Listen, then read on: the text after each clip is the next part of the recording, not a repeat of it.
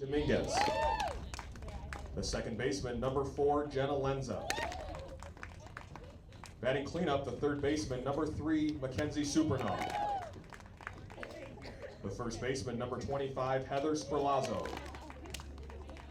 Number 6, the center fielder, Kaylee Reinard. The designated player, number 11, Ellie Balbach. The catcher, number 12, Mary Deppy. The right fielder, number 5, Chelsea Horvath. And pitching for the Lakers in Game 1, number 15, Sarah Andrzejczyk. The head coach of Grand Valley State is Dana Callahan. The Lakers' assistant coaches are Jen Maxson and Brianna Taylor. Ladies and gentlemen, will you please rise? And gentlemen, please remove your caps for the playing of our national anthem.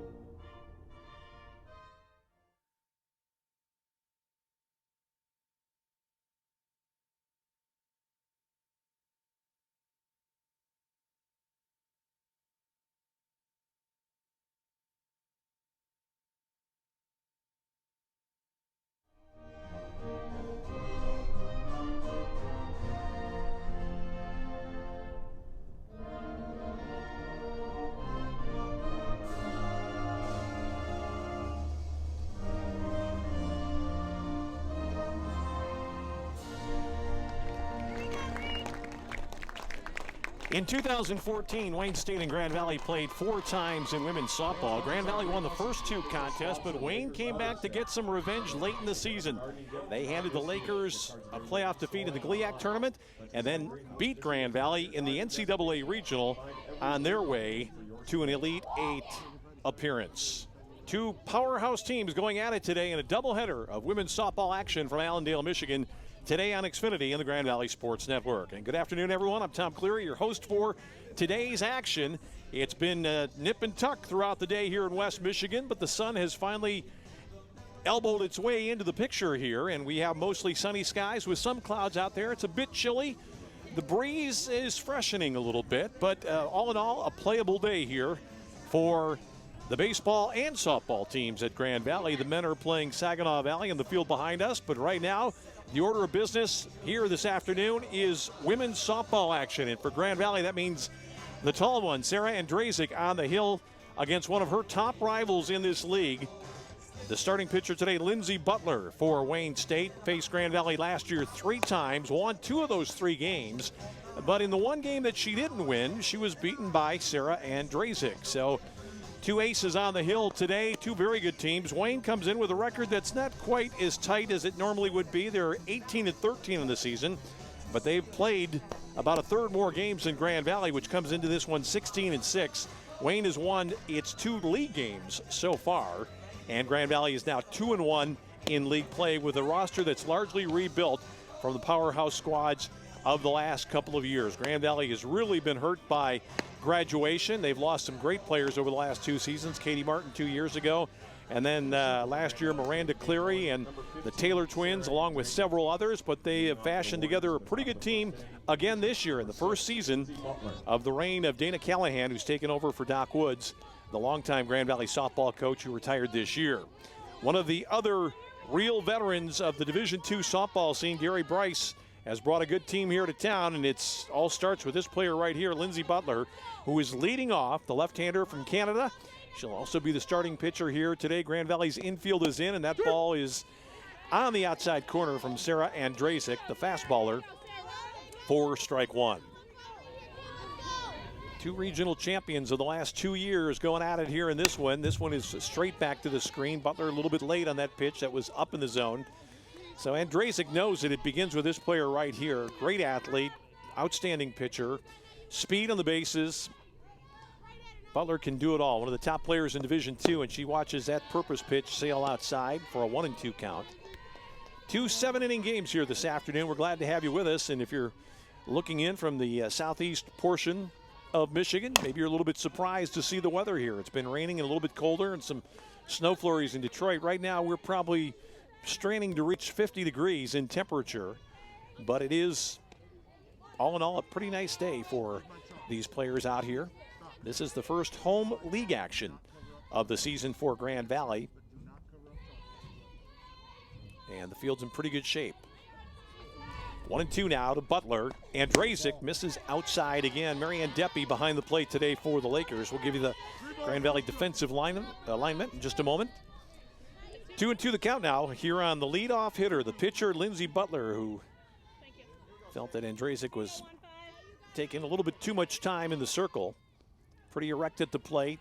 Short swing. Butler, again, back over the screen. Andrzejczyk has not come on the inside part of the plate yet, so maybe she's conscious of the fact that Butler can pull the ball. See if Sarah goes to an off-speed delivery here. Oh, she does, and she had Butler out on the front foot, but that one sailed wide for a full count. So you wouldn't expect to see anything but the best pitch that Sarah Andrzejczyk has right here. There you see Gary Bryce down at third. This is hit to third, and a snaring catch right there by Mackenzie Supernaw to start the ball game.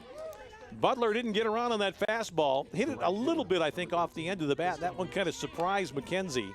I think she thought it was hit perhaps a touch harder than it was, but she's able to make the play. Let's see it again. She's guarding the line.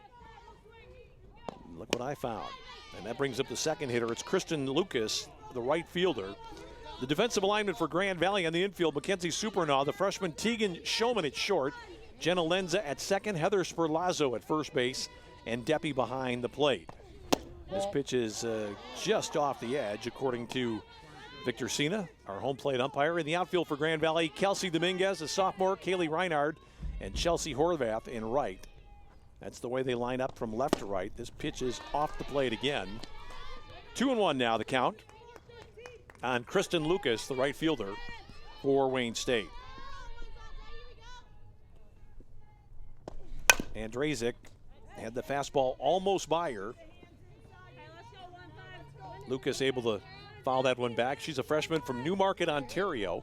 Several Canadians in this side, as you might expect, with Detroit being just across the river from Windsor, Ontario.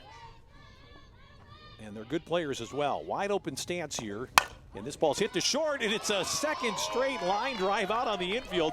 And that's a dandy catch right there by the freshman from Grand Rapids Northview, Tegan Showman. A little bit of a show woman on that one as well. The diving stab. Again, a ball that was hit good, but I don't think she got that right on the button. Showman actually, I think, blew a tire almost as she started to lean that way, but able to get the glove up. And there's 2 up and 2 down, and here's a grounder to first, and that will end the inning right down into the glove of Heather Sperlazzo. So Wayne goes 1-2-3 in the top of the first. The home side about ready to hit. No score between Grand Valley and Wayne. For about the past 7 months, Ellie's been running really high fevers, anywhere from 101 to 105. I really appreciated that when Ellie was going through a lot of her health problems that Dr. Duttler called me personally. I think it's important for parents to know that we really care about these kids just as we would care for our own children. Access to health is really an important part of being a medical home in primary care. So we do allow our patients to make same-day appointments whenever possible. They can email me, or they can call. Ellie really likes going to see Dr. Duttler. Doctor.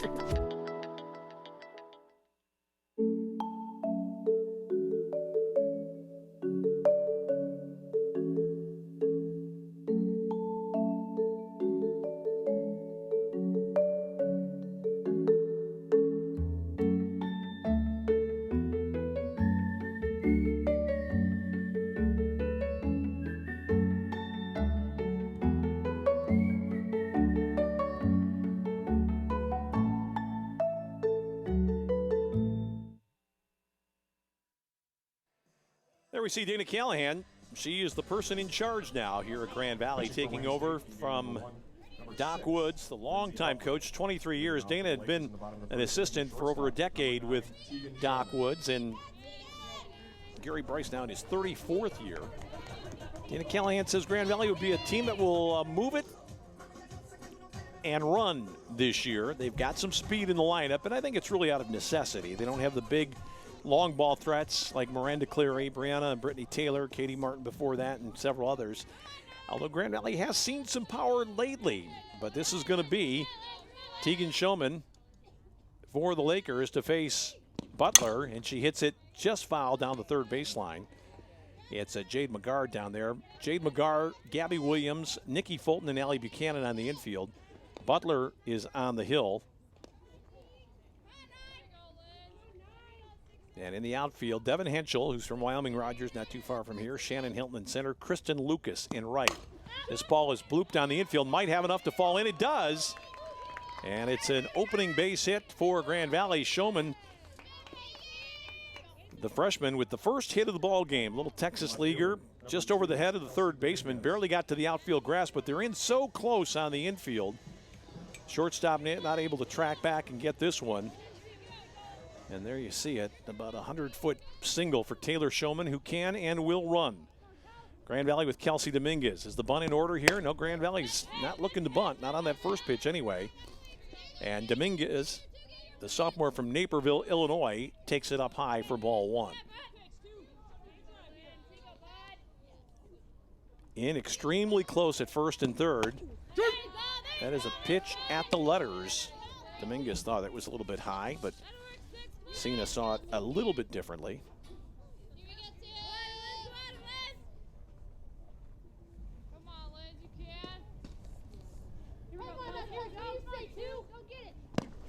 Kelsey swings and can't find that one. Got handcuffed on that pitch from Butler, kind of coming in underneath the wrist. As we take a look at the Wayne State hurler. Won 2 of 3 decisions last year, but she lost in the matchup against Andrasic. That was right here on this field. That is a good pitch on the inside. Just off the plate, though, says Cena. The catcher turns around to have a word about that one.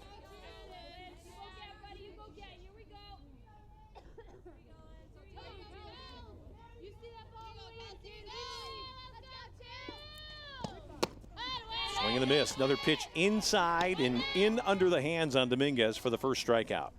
The second baseman, number 4, Jenna Lenza. Now here's Jenna Lenza, who had a 2-home run game about a week ago. So she's got a little bit of power. Now they'll play back on the infield. The bunt really not in order here with 1 out.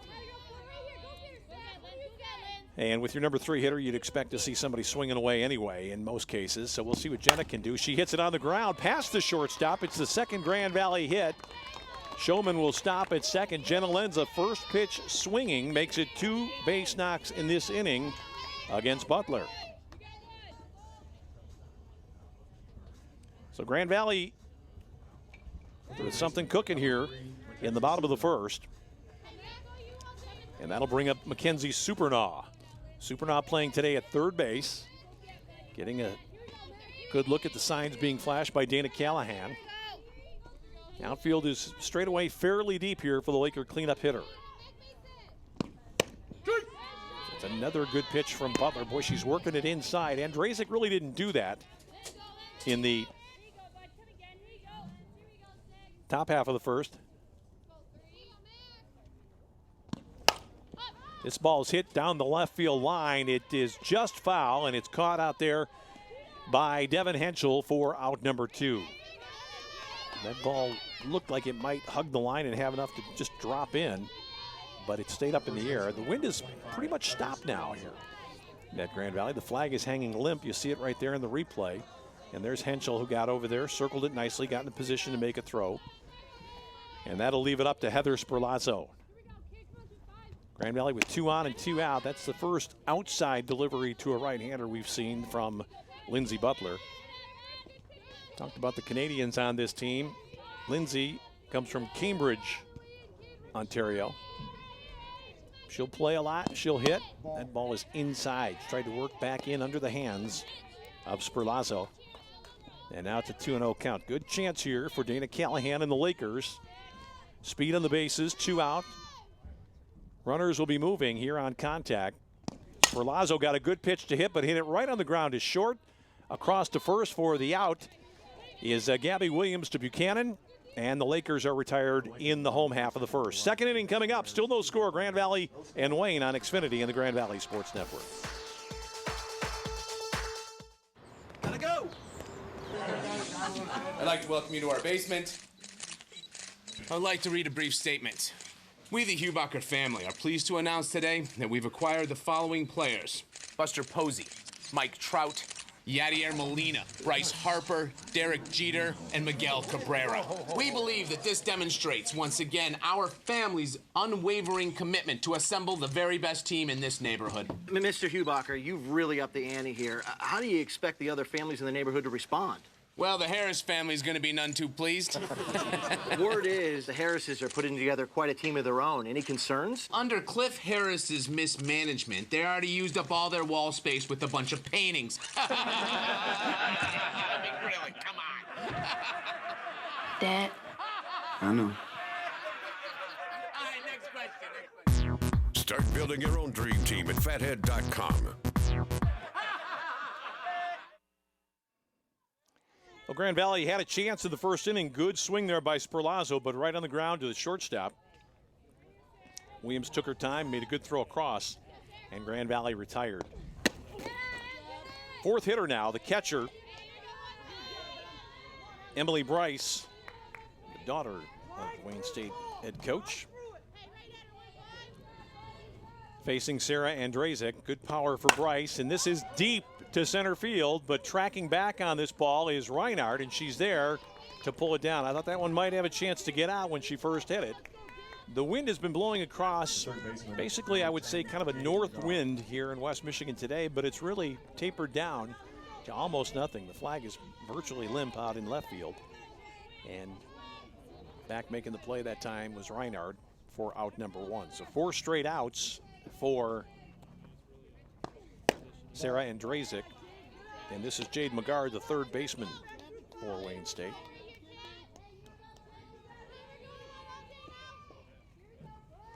Batting from the left side. See a lot of lefties in this batting order against Andrazik. We suspected it might be Ellie Ballbach, who's playing in this game, in the second game, and Ellie is a left-hander for Grand Valley, so it's going to change the dynamic for Wayne in game 2. That's why the Lakers really would love to win this one and then force Bryce to make some lineup changes or force his batters to take a look at a little different view of things from the circle. That pitch was a bunt attempt that stayed in the batter's box, and thus a foul ball. 2-2 the count with 1 gone here. 2 balls, 2 strikes. You see McGar here just didn't get it down. She went right through that one, off-speed delivery. It was up in the zone a little bit, but she couldn't find it, and Andrazik has her first strikeout of the ball game. Number 8, Kylie Barrett. So Kylie Barrett bats next.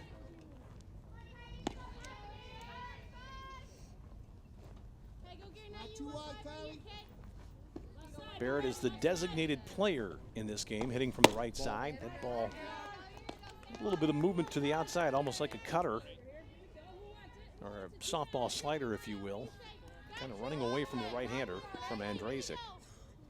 Sarah back at it quickly. That ball hit in the air to right field. Should be an easy chance. Let's see how the Sun plays with that one. No trouble for Chelsea Horvath, and that's out number 3. 3 up, 3 down. Grand Valley bats in the bottom of the second. Still no score on Xfinity, Grand Valley Sports Network.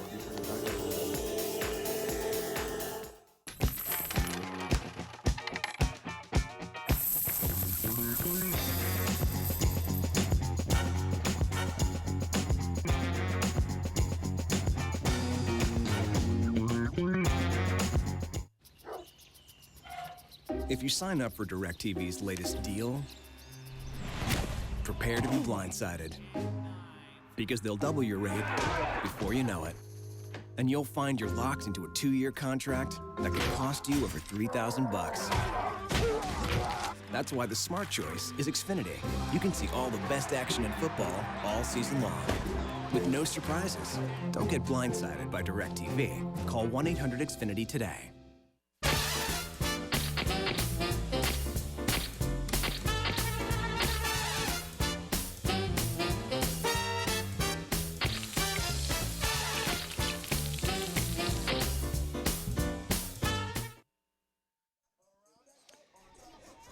Some clouds in the sky, but a lot of blue sky out there today for this doubleheader between Grand Valley and Wayne State, rolling right along as we'd expect, with Lindsey Butler and Sarah Andrzejczyk opposing each other on the rubber. Butler's first delivery from the circle is up high. This is Kaylee Reinhard, Grand Valley center fielder. Freshman from Shepherd, Michigan, up just south of Mount Pleasant. And that's a good pitch she has going. That ball is biting in on right-handed hitters. It looks like it's in the middle of the plate, and by the time they get there, it's in under the hands. So I wonder if Grand Valley hitters are going to be able to make the adjustment, maybe open up a little bit, possibly get that one a little bit earlier up in the count, or I should say move up in the box a little bit. 2-1 the count now. 2-1. It's a good pitch, though, from Butler because she's gotten some swings and misses on it early on. Corner infielders cheating in. It's a bunt attempt, and it was fouled. 2-2 the count. Reinhard, Ellie Ballbach. Ballbach has not made an appearance in this one. She is the designated hitter for Grand Valley in this game, and she'll likely be on the rubber in game 2. And again, it's a pitch that looks like it's in the middle of the plate, and instead it comes in under the hands. And again, another strikeout. This time of Reinhard. Ellie Ballbach. Second strikeout of the afternoon. You can just see how these hitters seem to be a slight bit handcuffed by that pitch. Looks hittable, but then it's not there. That's a good swing right there for Ellie Ballbach. Ellie, a sophomore from McCordsville, Indiana. Really fine athlete, somebody they want to get on the sheet every single day. She's going to pitch or play or hit or do something.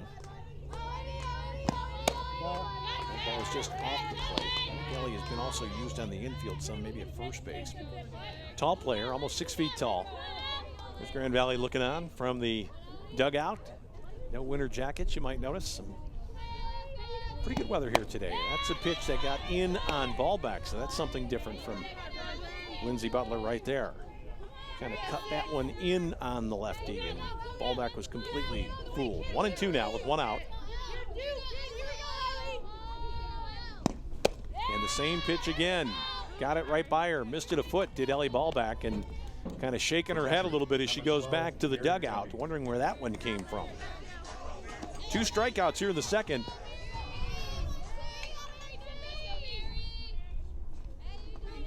And here's Marianne Deppy, the Laker catcher. That one sails high. Well, you like what Butler's been able to do. She's been able to get in on players from either side of the plate. And it's not every pitcher that has that ability. She'll go inside like she does there. That ball running in on Deppy, and she threw 2 pitches for swinging strikes to the last hitter, Ballbach, that she didn't come close to making contact with. So let's see if Deppy, a catcher's got it figured out back there. That ball just in off the plate again.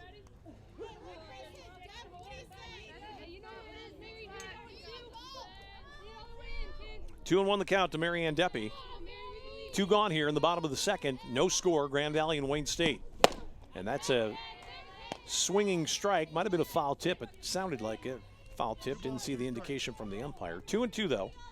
Now the count. 2 aces on the hill here in game 1. And this one's rocking right along. That pitch is inside. Full count now. And if I'm Deppy, I'm thinking she's going to try to go right back to the same spot again. That ball running in under the hands. She's going to catch it. She has to catch it out in front of the plate before it starts to move inside. And there it is again, and she can't find it. It's 3 up, 3 strikeouts, and 3 down for Grand Valley. 3rd inning coming up. Still no score here on the Grand Valley Sports Network.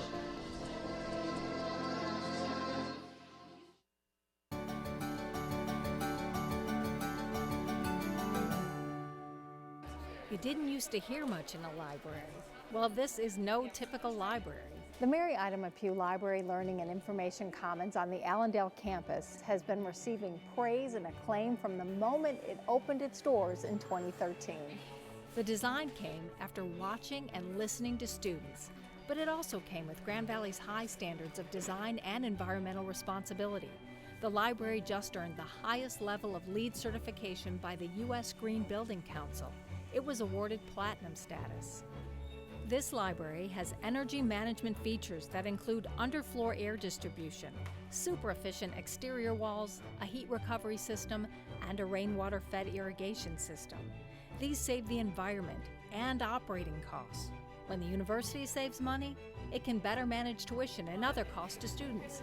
Now that should give students in this library something to talk about. For Around Grand Valley, I'm Mary Eileen Lyon. Well, it's going to be a tough pull for Sarah Andrzejczyk in this contest, facing a great pitcher in Lindsey Butler of Wayne State. Andrzejczyk has gone 6 up and 6 down through the first 2. And in the first 2 that she's pitched, Lindsey Butler's given up a couple of hits, but she struck out 4. So on balance, you'd say these 2 pitchers are about even in the early going. This is Devin Henschel stepping in to bat. The sophomore from Wyoming Rogers, who's made her way to the other side of the state to play for Wayne. The first pitch was up high, that one down low. 2-0 count now on Henschel, who's playing in left field here today. Ring number 1 for the Warriors. That is a good pitch right there. That's Andrzejczyk giving Wayne a little taste of their medicine. That ball came in and snapped off a little portion of the plate on the inside under the hands of Henschel. This is in the air to shallow center field. No trouble really whatsoever for Kaylee Reinhardt, who basically stayed right in her spot and put it away for out number 1. Center fielder, number 4, Shannon Hilton. Shannon Hilton bats next for Wayne. She's a junior and another Canadian from Guildford, Ontario. Hilton in this contest playing in center field, right-handed hitter. Andrzejczyk, that's a good pitch just off the edge of the plate. Low and outside, tough pitch to hit. And I think, quite honestly, the hitter, Hilton, was a little bit fooled on that one and just had to depend on the umpire. This pitch is way high. 2-0 now from Sarah Andrzejczyk, who has faced 7 and has gotten them all. Had 2 very good plays to start the game. A line drive to third, a line drive to short, back-to-back with the top of the order. And here's a ball to right field. Played pretty well out there, nicely by Chelsea Horvath, and that's out number 2. Little floater to right. It's going to be hard to hit one out in that direction. What breeze we did have was coming from the north. It's turned around a little bit. But Andrzejczyk getting it done right now, facing Allie Buchanan, the 9th hitter here for Wayne State. This ball is on the outside edge.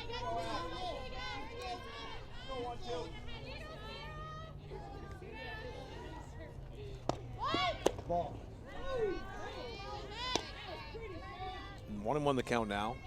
Allie Buchanan, part of the Canadian Connection, Cambridge, Ontario. So this is an indication of just how popular this sport is in Ontario and other parts of Canada. Good portion of this Wayne State team, all from Canada. 1 ball, 2 strikes.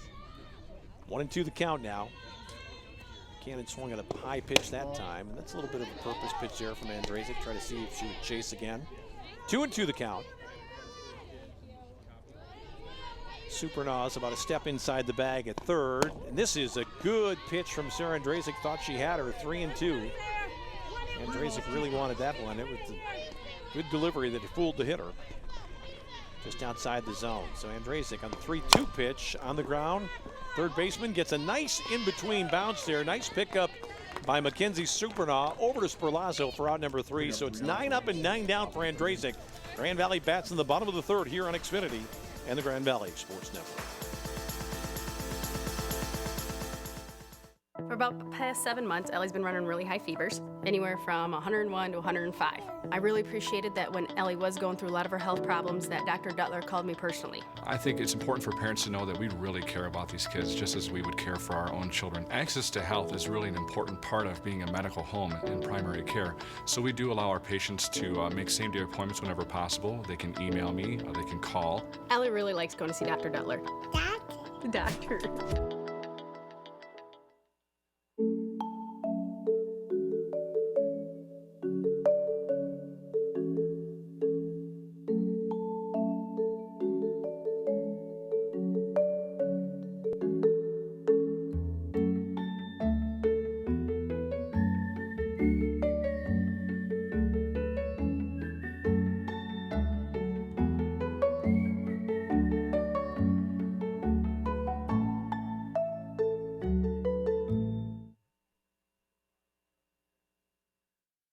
Last batter to make an appearance in this contest, Chelsea Horvath stepping in for Grand Valley.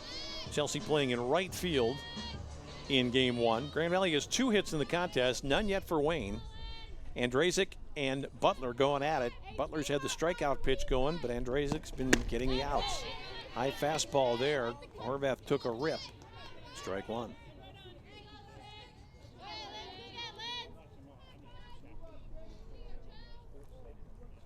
Infielders edging in on the corners. That pitch up around the bill of the helmet there to Chelsea Horvath.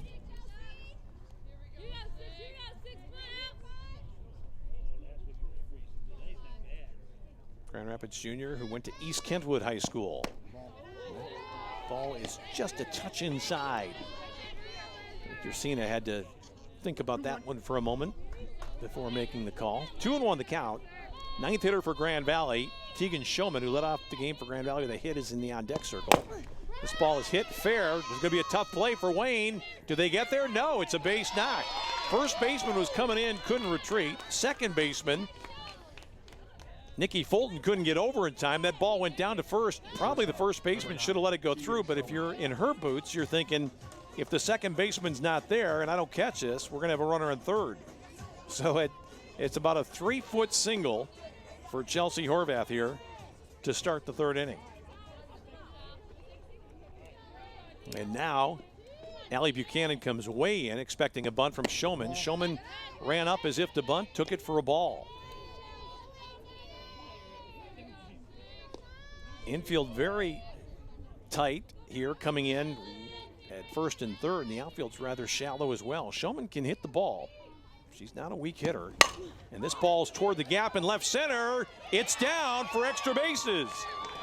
This is going to put runners at second and third for Grand Valley. Showman pulls up, and what a play by the freshman, now with a double and a single against arguably the top pitcher in the conference. Tegan Showman has Grand Valley thinking about some offense right here.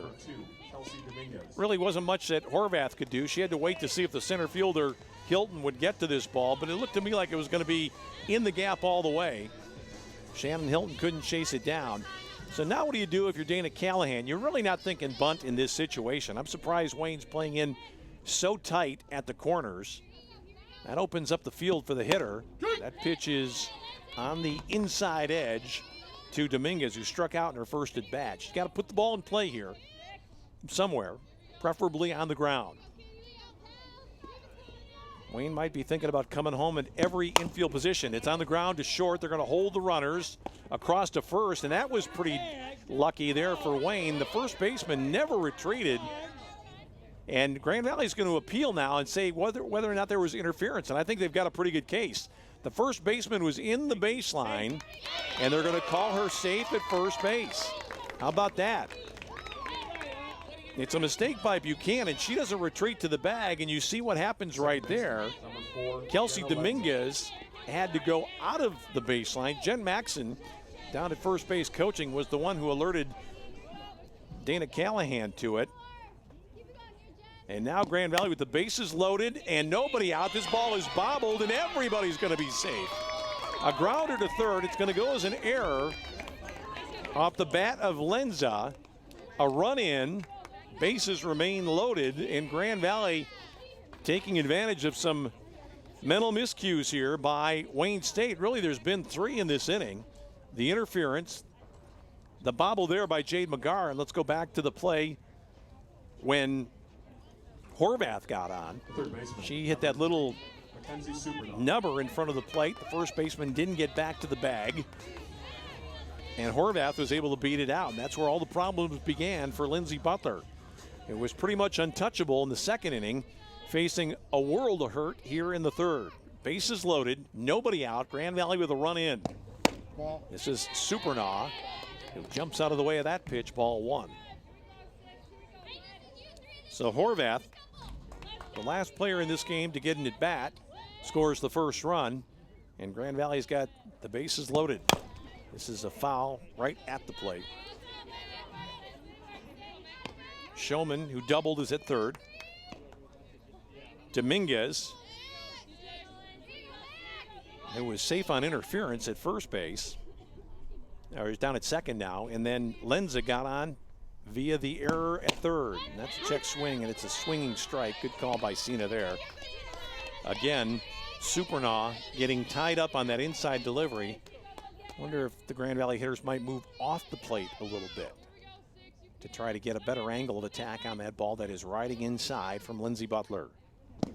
Boy, she's done it again, and she is really tattooing that inside spot. She was just off the plate that time. 1-2. Tough pitch to take if you're the Grand Valley hitter here, Supernaw.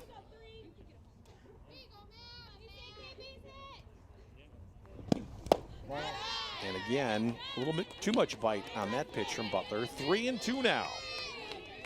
So what do you do if you're Butler here? Do you go back to that same pet pitch, or do you just lay one in there, try to get ball in play somehow? You don't want to walk a run in here with nobody out. She comes right down the middle. This is to left field and fairly deep. Left fielder tracking back, won't get there. This could be two for Grand Valley. They may have to stop with just one. And now Grand Valley's got people retreating to the bags. Now Grand Valley could have done that a little bit better. Probably the runner at second should have gone halfway. Dana Callahan talking right now to Kelsey Dominguez. The runner on third is going to score no matter what, but Dominguez is probably the one who, she starts retreating here a little bit, and at that point she's in no man's land. She probably should have been halfway and she would have scored on the play. So it's a long single for Supernaw. And Grand Valley's got two and the bases remain loaded. Shulman comes in to score. It's an RBI, the first of the contest for Grand Valley. And now the Lakers have a real opportunity. Thank you. 9-spot substitution, 17 for 12. At first base now for Wayne State, number 17, Shelby Spano. Well, that's interesting. They make a defensive change. Chelsea Spano comes in, replaces Buchanan. Starters can exit once and return to a game in softball.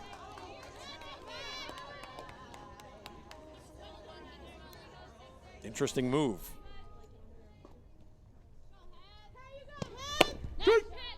That is on the outside edge. Strike one to Heather Sperlazzo. Heather's playing at first base in game one. Boy, if she could put a charge in one right now, she could break this game over. She can't find that pitch. Had a good swing. 0-2. Very important in these situations to put it in play. You've got infielders in tight. There's a big opportunity for mistakes or bad judgments. No, and she couldn't find that one on the outside for strike three. First out of the inning, Sperlazzo goes down. Center fielder, number 6, Kaylee Reinhardt. And that brings up Kaylee Reinhardt, the 7th batter for Grand Valley this inning. 2 runs in, bases loaded, 1 out. Reinhardt had a real good cut at that one, back to the screen for strike one. Lakers have broke through against the ace, Lindsey Butler. It's Grand Valley 2, Wayne State nothing. Bottom of the third here on Xfinity and the Grand Valley Sports Network. Women's Division II GLIAC softball action from Allendale, Michigan. That's a pretty good pitch there. And it's an 0-2 hole now for Reinhardt, who struck out in her first at bat. Again, Grand Valley with the bases loaded and nobody out. Got to put the ball in play somehow. That pitch is wasted outside by Butler. That was the pitch she got Sperlazzo on. Grand Valley's got some speed still out there on the bases, so put it in play and take your chances. But unfortunately, the Lakers aren't able to do that. Reinhardt strikes out for the second time, and that'll leave it up to Ellie Ballback, who's a pretty good option here for Grand Valley. Good power from the left side. But the Lakers might be ruining the fact that they missed an opportunity, a big opportunity, to blow this one open. They had the bases loaded with nobody out, now 2 out. Ballback swinging again at that pitch that is inside, and I got to give Butler full credit. She's going inside and right after this power hitter for Grand Valley. She's going to go right back to that spot again. There's not much doubt about that. Instead, it's in the air to left field. Very playable for Henschel. She surrounds it and puts it away for out number 3. Grand Valley threatens for a real big inning, but scores twice. We go to the 4th. The Lakers on top by 2.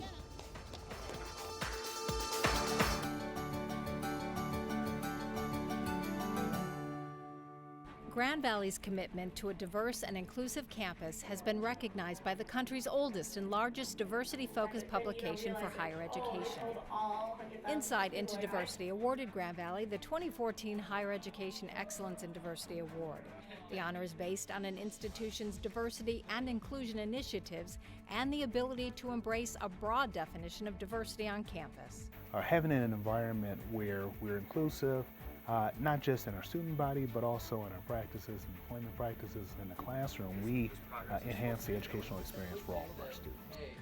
The university once again broke enrollment records this fall for minority and international students. The focused attention on inclusion means Grand Valley graduates are capably entering a global workforce where they are making a difference. For Around Grand Valley, I'm Mary Eileen Lyon.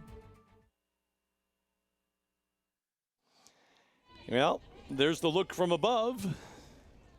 Down at the softball field here at Grand Valley, the Lakers with 4 hits, 2 in that last inning, giving Sarah Andrzejczyk her first lead of the contest. Andrzejczyk's been good in this battle with Lindsey Butler on a cool day. Getting a little bit cloudier here as we have gone on, but still very playable. Here's Andrzejczyk facing Butler to lead off the 4th inning. Sarah has benefited from very good defense behind her. Butler right back to the screen to make the count even at 1-1. Grand Valley started the game with a couple of bang-bang defensive plays. A line drive to third from Butler that was caught by Supernaw, and then a line drive to short, the next hitter caught by Showman, both leaving their feet to do so. Oh, that's just a beautiful ball right there from Sarah Andrzejczyk. Butler ran up as if to bunt. She was out of the box well before that ball ever arrived, and it broke right across the plate. I think it would have been a strike anyway. I think she offered at it. This one fouled back. Butler has not yet been able to get around on the fastball from Andrzejczyk. You would think that she'd measure her eventually because she's a very good hitter, and they'll get a look at Andrzejczyk, who they have seen in the past. 1-2. Down off the foot, I think, there of Lindsey Butler. Grand Valley had 2 hits in the first. In the second inning, the side fanned, and then Grand Valley had 2 hits, including a double by Showman, who's had 2 hits in the game, to key that 2-run 3rd inning. This pitch is away. 2-2 now on the leadoff hitter, Lindsey Butler, who went out on a line drive to third in her first at bat to start today's first ball game. 2 7-inning contests here today in Allendale between these 2 Great Lakes powers. That's an off-speed pitch, and that's a nice bit of hitting by Lindsey Butler. She was way out in front, but she just held her hands back and got a little piece of it. All that one back up on top of the screen. Andrzejczyk. This one's out of play. I think the key with a player like Butler is you're going to have to change speeds a little bit because she's very athletic. She's been on all these balls here today.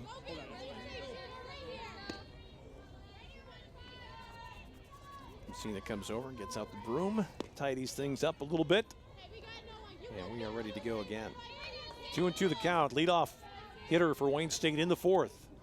Wayne trailing. Here's a ball on the ground. Tough play by Showman. She's not going to be able to make it, and she'll just eat it. Don't know what you call that one. You could arguably say it's an error, but I don't think even if she had fielded it cleanly, she was going to get Lindsey Butler. So we'll wait and see what the scorer says about that one. Right fielder, Kristen Lucas. And it really doesn't change the game at all. I guess it's a first hop ball. You'd have to say maybe that's an error. The reason it matters for Andrzejczyk is because she has not yet given up a hit, or hadn't until that batter. So we'll wait and see. This is Lucas batting next. Kristen Lucas playing in right field. Runner at first with nobody out.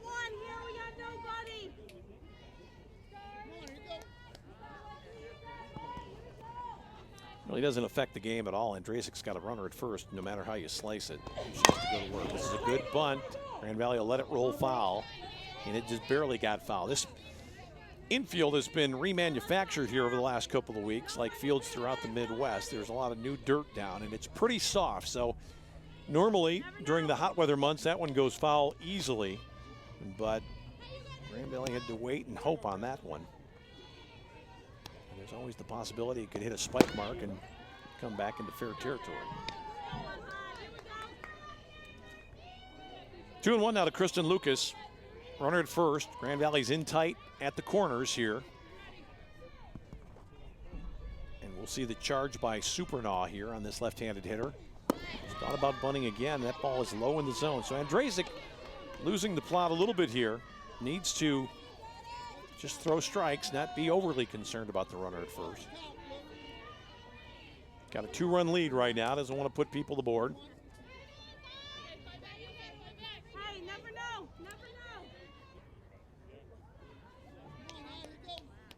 I think we saw Sarah Andrazik too. She's wearing a mouth guard as she pitches, which is a prudent idea when you're in that circle so close to home plate. That ball is swung on and fouled over the Grand Valley dugout.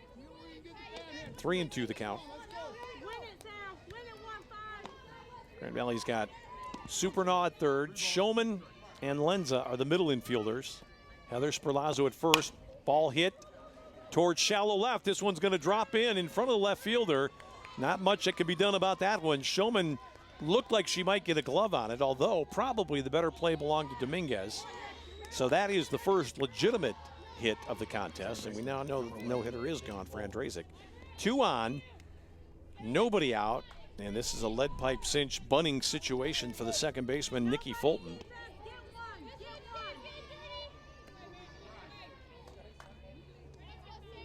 Grand Valley has to know what it's going to do here. This ball's going to be bunted beautifully. They're going to have to go to first for the out, the sure out. Perfectly executed by Fulton. The sacrifice.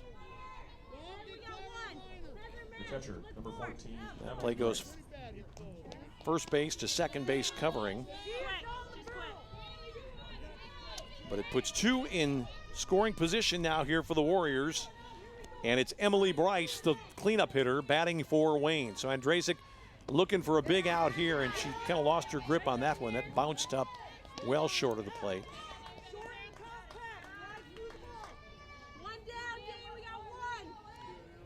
Interesting to see how Grand Valley plays this one. Sperlazzo might come to the plate on a ball hit to her. This is a wild pitch. Butler's going to try to score. And it's a bad throw back toward Andrazik, and Butler comes across. The other runner moves to third. That's Lucas. So Wayne has gotten one back here on an error, a scratch hit, a bunt, and a wild pitch. Butler made no hesitation, and Deppie really didn't get to that ball cleanly. It was kind of a desperation heave, a real only chance to get it. Now Dana Callahan's going to trot out and talk to Andrazik and make sure that she's okay, and I don't think we're going to see any kind of a change of any sort right now for Grand Valley. I think Dana Callahan wants to talk to the players a little bit. I think you'll see Grand Valley playing tight on the infield on a cool day. Not many runs expecting to be scored here. Keep an eye on Showman and also the second baseman for Grand Valley, Jenna Lenza, see where they're playing. I don't think they're going to play in shallow in the outfield. Showman is back in normal depth, so they might just give up a run for the out. This ball's hit, a little flare to Showman at short, and boy, is that a big lift for Grand Valley. Showman and that little knuckler come right into her glove for out number 2. So the shortstop barely had to move here. Just got to make sure you get behind that one. It's spinning so crazily. And here's Jade McGarr. So Grand Valley might yet escape with the lead here. In the top of the 4th inning, the Lakers scored 2 in the bottom of the 3rd. McGarr toward left field. This is slicing foul. Oh, big collision with the fence out there. And that's Dominguez. I think she's okay. That fence had plenty of give. I think she scared herself more than anything. We could see it bow back as she runs into it. This ball was always going to be foul. I didn't think Dominguez had a chance to get near it, but she came pretty close. And thank goodness it's cyclone fencing and not brick wall. So Kelsey says she's okay. Jade McGarr has new life. It's a 1-1 count with 2 out here. Tying run is down at third base. Andrazik is on the outside corner to jump ahead in the count now, 1-2.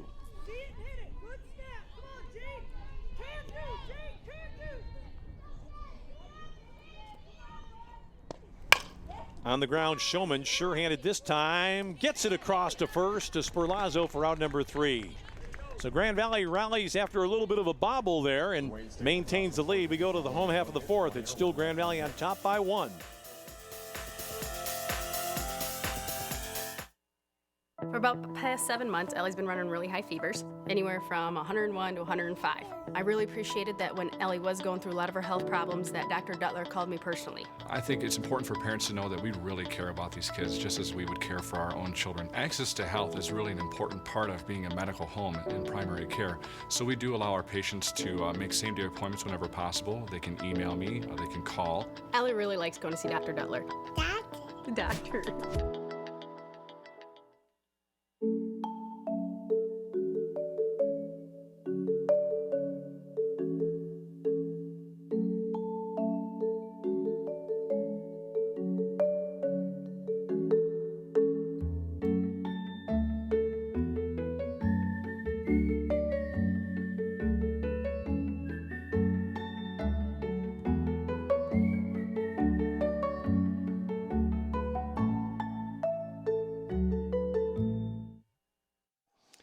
Marianne Deppy stepping in for the home half of the fourth inning here. Grand Valley on top 2-1 against Wayne State in women's softball action.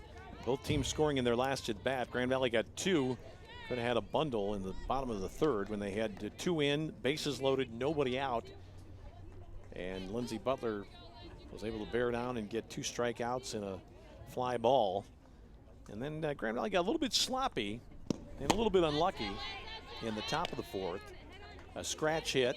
All right, should say the first play of that inning was the ground ball to short, which they ruled an error. It was an in-between bounce. Might have been a hit anyway. And then a Texas leaguer, a bunt, and a wild pitch to score the run for Wayne. Deppy takes that one inside. It's 2-1 on the Grand Valley catcher. The sophomore from Lima, Ohio is Marianne Deppy. Butler a little bit upset with herself there. A chance to talk a little bit with Lindsey Butler before the game. Very soft-spoken, but focused as she was going through her warm-up. Real top player in this league. This ball's hit. A little tapper toward the pitcher. Now they get somebody back to the bag. Now Grand Valley might have the same gripe again about interference. The first baseman fell down and finally made the play. That's Shelby Spano, who's in there now playing first base. And she did kind of get in the road there a little bit. Let's see it again here as Deppy tries to go down there. Now she tries to retreat to the bag. You know, I think that's a better case for interference than the last one, because Deppy started to slow down. Probably shouldn't have, but she did. It's on the outside edge. It's a strike to Chelsea Horvath. Chelsea singled, scored a run back in the third. That little tiny roller, you had that strange play where the first baseman tried to retreat to the bag. She never got back.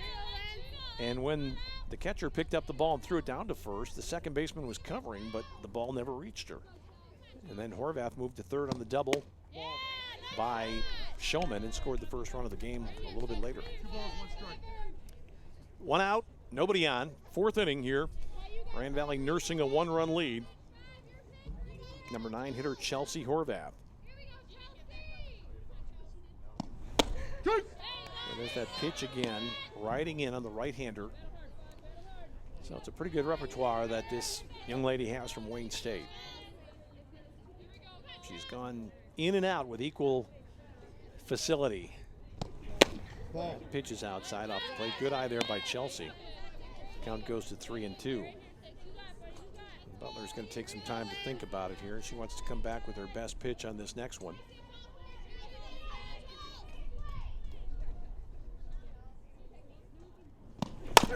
The ball's hit on the ground is short, past the shortstop.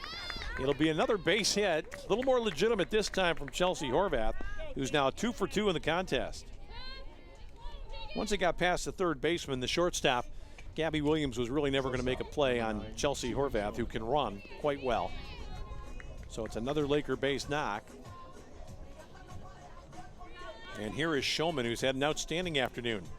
She's played well defensively. She's got a single and a double. The freshman from Grand Rapids Northview. The one player that Butler has not seen in this Grand Valley lineup, that's on the outside corner. And Lindsey Butler is saying, where'd they get this girl from? Taking over from Brianna Taylor at shortstop. Boy, that's a tough call right there for Showman. Looked to me like it might have been a little bit wide of the mark, but it's quickly an 0-2 hole for the Laker freshman. Horvath at first, one out. See if Teagan can just put it in play here against Butler. Boy, an impressive looking first-year player. 1 ball, 2 strikes. Open stance at the plate. She kind of closes up, though, upon delivery. The ball is fair, and they get the out at first base. Spano makes a nice play down there. That ball looked to me like it didn't get out of the batter's box. The lines have been obliterated, but Cena looked at it, the umpire, and it was just out of the batter's box and just on where the foul line would have been down toward third base. Horvath goes to second on the play, though. And this one's right back to the screen from Dominguez, who reached in her last at bat.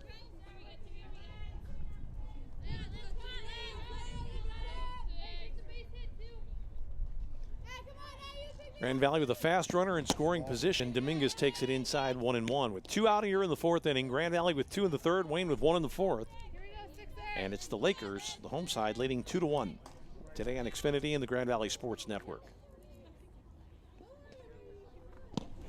This ball is hit on the ground towards second. Nice backhanded stop. The throw across. Runner is safe. Here comes Horvath. She'll score on the play. And again, Wayne not that tidy in the field. This time it was Nikki Fulton who had more time than she thought and just kind of bounced it over there to Spano. And you can tell that Gary Bryce is not going to be happy about that. And Butler has just got to suck it up right now and realize that she can't do much about that one. Horvath is off and running. Callahan's waving her the entire way. And that error by Wayne gives Grand Valley its 3rd run. And here is a blistering shot down the left field line from Jenna Lenza. That is fouled by a good 20 feet. Hardest hit ball we've seen by either side today.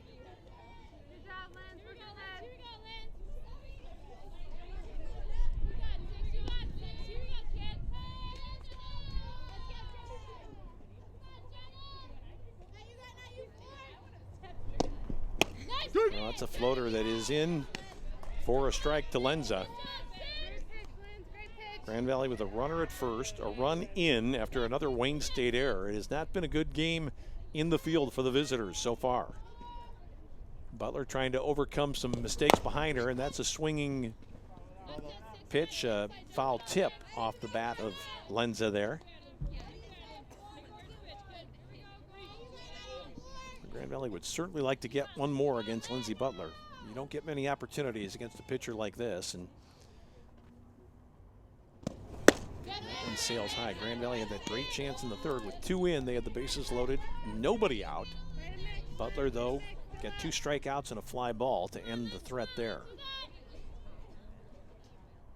Let's see if Dominguez might think about running here. Grand Valley hasn't tried to do anything on the bases yet. This ball is swung on and missed for a swinging 3rd strike, and Wayne finally escapes the drama there in the 4th. Grand Valley gets another run. We go to the 5th inning. It's the Lakers on top of the Warriors.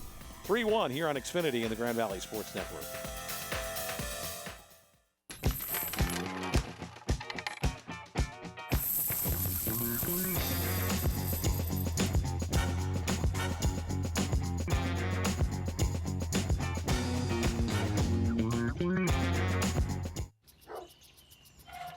If you sign up for DirecTV's latest deal, prepare to be blindsided. Because they'll double your rate before you know it. And you'll find you're locked into a 2-year contract that could cost you over $3,000. That's why the smart choice is Xfinity. You can see all the best action in football all season long, with no surprises. Don't get blindsided by DirecTV. Call 1-800-XFINITY today.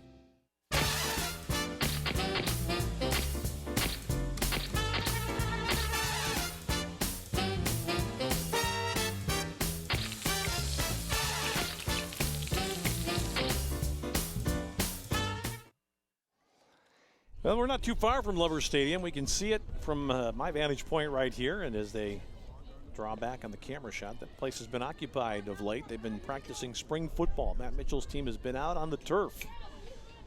A lot more than you'd expect. Doing some hitting this spring, says Coach Mitchell, with a lot of new players coming on board. Grand Valley has 3 football players playing baseball this year. Jamie Potts, Matt Williams, and Joel Skipper. 3 important players, 2 receivers and the kicker. And Sarah Andrzejczyk starts right off with a strike here to Kylie Barrett. 0 for 1 for Kylie. She hit a fly ball to right field in her first at bat in the second inning. Grand Valley's had some action in its bullpen throughout this contest. Right now, the Lakers have Courtney Reinhold, the freshman from Saginaw, up and throwing, and it's very likely we could see her in this contest. On the ground, past the diving second baseman, Jenna Lenza, for a base hit for the leadoff hitter for Wayne. So it's a base knock for Barrett, and that'll bring up Devin Henschel. Kind of interesting situation here for Gary Bryce, getting on in the contest a little bit. Would he bunt here? Get that runner down to second, try to nibble away. In a 1-run ball game, I think he might, but I'm not so sure he will now. Grand Valley, though, is going to play in tight at the corners. It is a bunt situation, and Henschel took the pitch. It was a called strike. I thought that ball was up in the zone a little bit. Henschel's not a real tall player. She thought it was a ball. That's why she pulled the bat back. 0-1 the count. Looking to bunt again. Gets it down this time. They tagged the runner. Thought about going down to second base, did Heather Sperlazzo, but really no chance. But a good play when you can tag the runner. You don't want to be throwing the ball all around the lot if you can avoid it. Take the simple out. And Grand Valley's happy to trade a base for an out in that situation. So Henschel with a sacrifice. Unassisted out to the first baseman for the first out of the inning. Here's Shannon Hilton. And I think we're going to see a change here for Wayne State. Gary Bryce has come over to talk to Cena. And who are we going to see here? 16 for 4. Somebody putting the gloves on. 16 for 4. And it's going to be Brianna Lee, who could be pitching in the second contest here. Brianna Lee is a senior from Canton. Went to Plymouth Salem. Like Butler, a good athlete, somebody who can hit when she's not pitching. And we do expect to see her in the second game of this doubleheader. So let's see what she can do right now. She's starting out cold. That pitch is a little bit up in the zone. Ball 1. Runner at second with 1 out. Grand Valley just wants to keep putting outs up. And Andrzejczyk, as she did in the 4th inning, got a little bit unglued in terms of her command. That's when Wayne scored its only run. She wants to pound this zone right now, especially with a pinch hitter who's coming in off the bench cold, and Brianna Lee hasn't had to do anything. She's watched 3 pitches just sail right by. And this is not what Dana Callahan wanted. And you wonder in this situation if she's thinking that Andrzejczyk is getting near her limit. That was a strike, delayed call from Cena. Looked good all the way, but took him a while to get the right arm up. I think Andrzejczyk's going to come right down Main Street again here. 3-1, and she does. This is in the air to center field. It's deep, it's back, tracking. Grand Valley player makes the catch. Nice play by Reinhard, and she holds the runner at second base. Reinhard backed up into the wall. Gary Bryce yelling down to his runner at second. I don't really know what she can do differently there. She's playing it halfway with 1 out. I think she made the right decision there. A little bit unfortunate. Number 17, Shelby Spano. With 2 out, you figure she's going to score on a hit anyway. I know the coach would like to see her down at third base right now as Spano steps in, but I don't know, they could have done it any differently. Spano batting for the first time, replaced the starter, Allie Buchanan.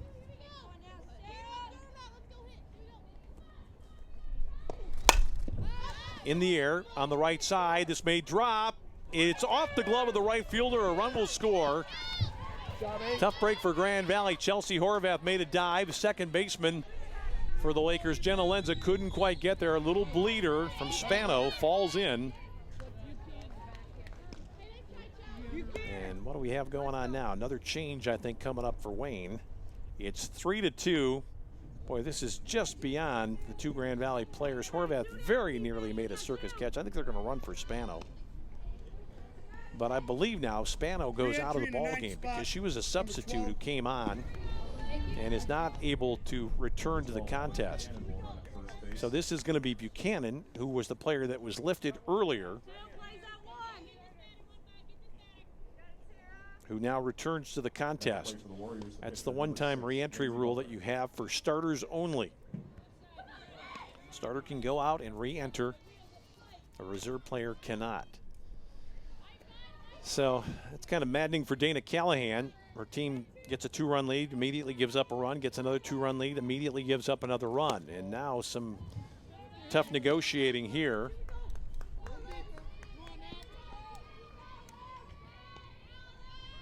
As Butler steps in for her third at bat.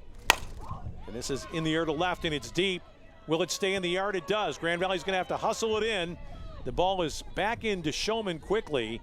It's going to go as a 2-base hit for Lindsey Butler over the head of Kelsey Dominguez. And now Grand Valley really has to bear down here.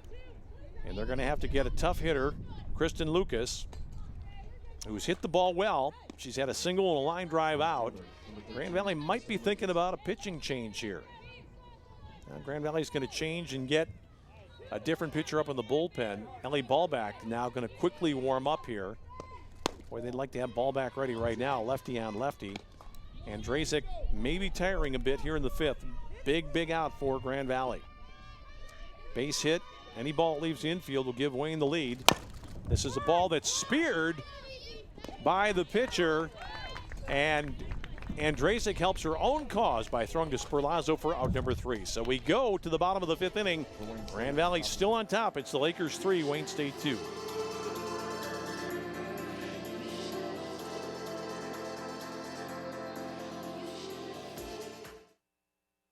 Gotta go. I'd like to welcome you to our basement. I'd like to read a brief statement. We, the Hubacher family, are pleased to announce today that we've acquired the following players: Buster Posey, Mike Trout, Yadier Molina, Bryce Harper, Derek Jeter, and Miguel Cabrera. We believe that this demonstrates, once again, our family's unwavering commitment to assemble the very best team in this neighborhood. Mr. Hubacher, you've really upped the ante here. How do you expect the other families in the neighborhood to respond? Well, the Harris family's going to be none too pleased. Word is the Harrises are putting together quite a team of their own. Any concerns? Under Cliff Harris's mismanagement, they already used up all their wall space with a bunch of paintings. I mean, really, come on. Dad. I know. All right, next question. Start building your own dream team at fathead.com.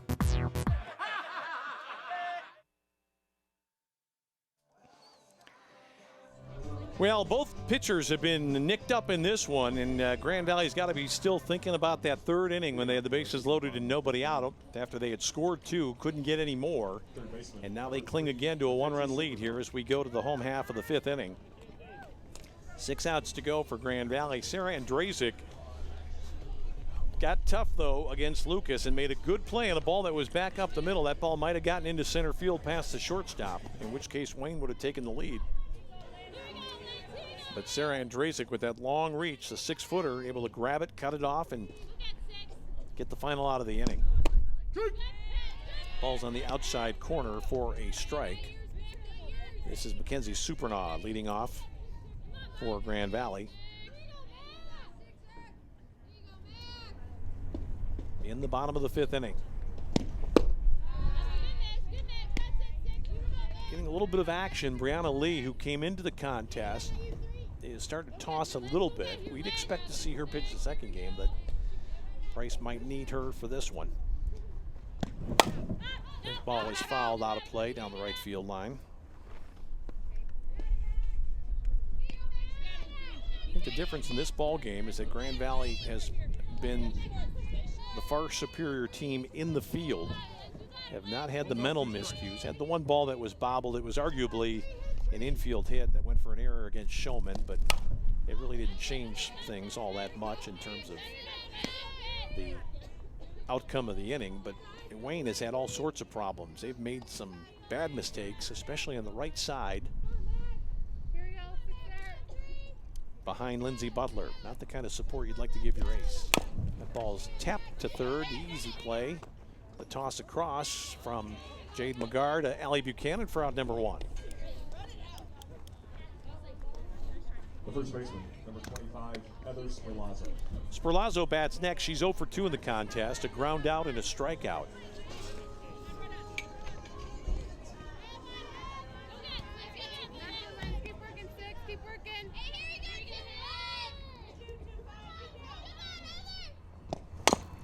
Good swing from Heather. You can tell she's got a big, powerful swing.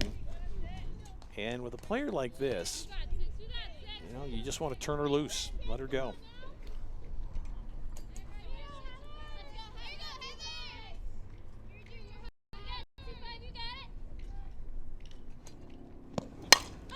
She just missed that one. It's a pop-up on the infield. Buchanan and the catcher are there. They run into each other and they drop the ball. And that goes as another error against Wayne. Take your pick. I think it was Buchanan who actually dropped it. To be honest, though, that's the catcher's ball, but Bryce never really had a good command of it. She left her mask on, which indicated to me she didn't really have any idea where that was. And you can see her right here. This has got to be a ball she catches, but she just didn't get in position, and Buchanan couldn't clean it up. But it works out for Wayne as Sperlazzo goes down on strikes.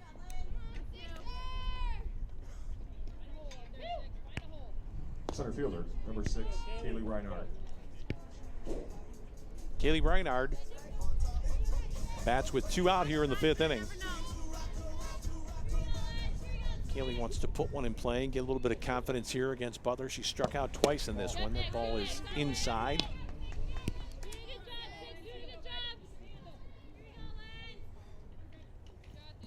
Two number 6s doing battle here. Butler for Wayne, Kaylee Reinhardt for Grand Valley.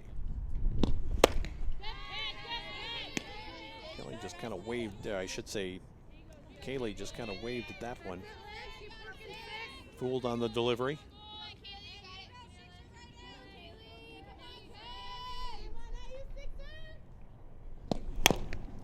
Boy, there's that great pitch again that is just right in on the hands. It looks good coming out of the hand, and that thing probably cuts inside a good 10-12 inches on these right-handed batters. They've had all sorts of difficulty with it. Boy, that's a tough call there for a struggling hitter. Third strikeout for Reinhardt. Grand Valley will have to get it done here as we go to the 6th inning. Still the Lakers up by 1.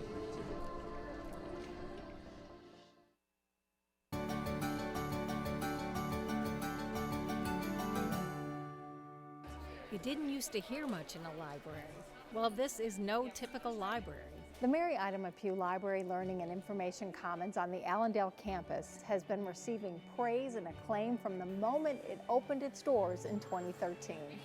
The design came after watching and listening to students, but it also came with Grand Valley's high standards of design and environmental responsibility. The library just earned the highest level of LEED certification by the U.S. Green Building Council. It was awarded platinum status.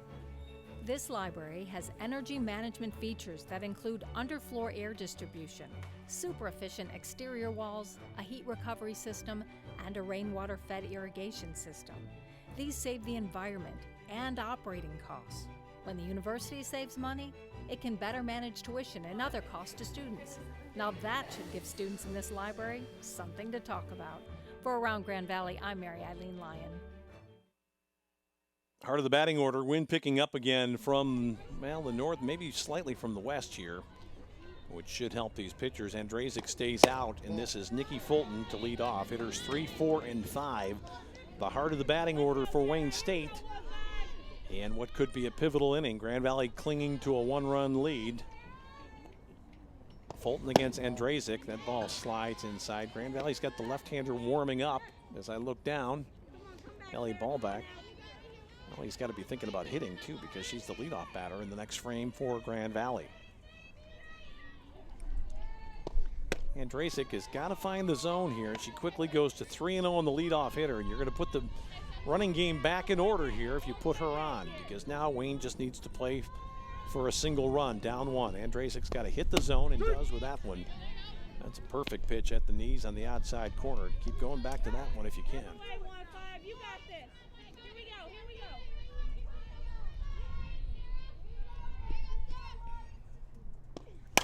This ball is fouled down the right field line. Brianna Lee is out there warming up for Wayne. Give chase to that one. Out the Kelly Family Sports Building.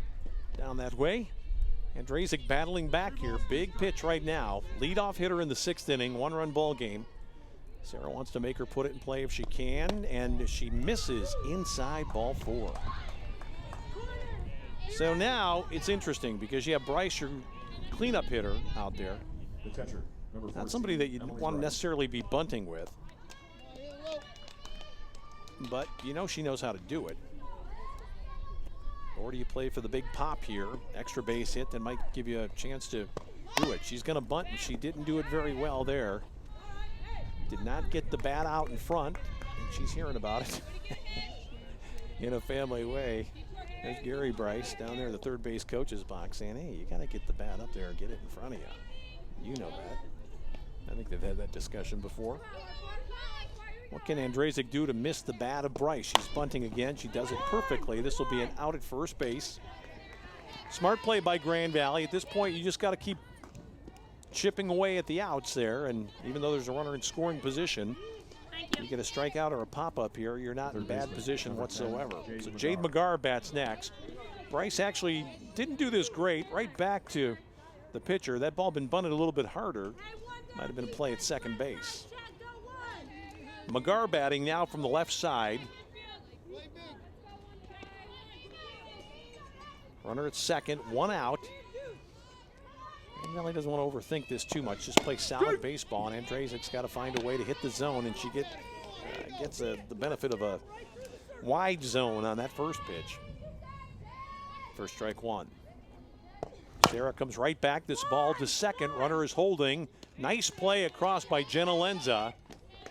Little surprise there. The ball to the right of the pitcher. I think that if you're Wayne State, you want to see that runner trying for third. I don't think Jenna Lenza was going to throw it to third. They're looking for outs. But it worked out okay for the Lakers. McGarr goes out second base to first.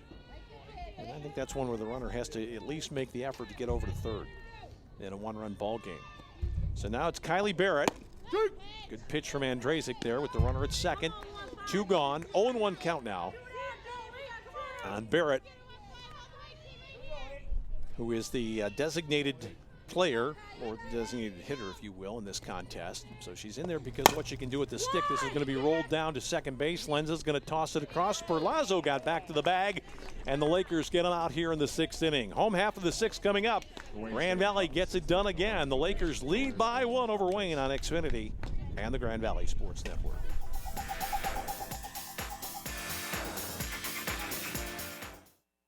For about the past 7 months, Ellie's been running really high fevers, anywhere from 101 to 105. I really appreciated that when Ellie was going through a lot of her health problems that Dr. Duttler called me personally. I think it's important for parents to know that we really care about these kids just as we would care for our own children. Access to health is really an important part of being a medical home and primary care. So we do allow our patients to make same-day appointments whenever possible. They can email me, or they can call. Ellie really likes going to see Dr. Duttler. Doctor.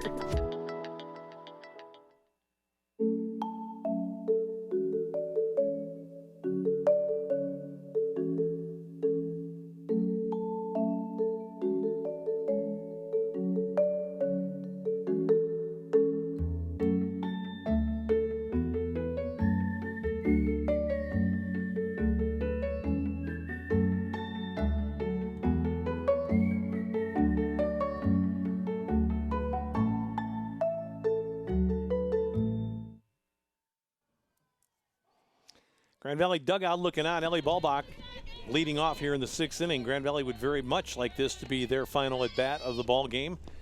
That would mean that Sarah Andrzejczyk and/or the bullpen got Wayne out to preserve a one-run lead and victory.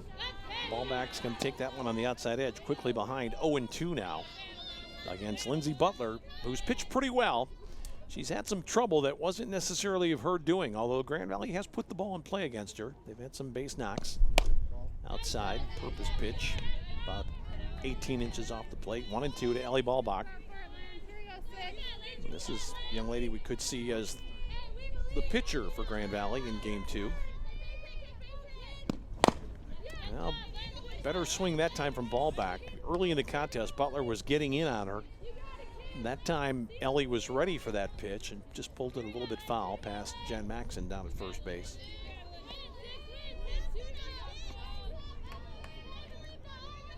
There's Dana Callahan, keeping track of her lineup card. Ballback upstairs on that pitch to make it a 2-2 count. Facing the right-handed slants of the Canadian Lindsey Butler. Oh, that's a good pitch there, just on the outside edge. Can't fault Ballback for that one. She's thinking that Butler's going to try to come back inside under the hands on her, but instead she went away and just sent a beautiful fastball up there off the edge. Grand Valley going to make a change here. It's going to be A.J. Castle, the freshman, who, like the Lakers shortstop Showman, is from Grand Rapids Northview. A.J. Castle had a big base hit in a Laker win recently, so she's been getting a taste of this pinch hitting duty. She's batting right now for the catcher, Marianne Deppy. I don't think Deppy will leave the game here. She'll be able to return as a starter after being hit for here in the 6th. Castle takes that pitch for a strike.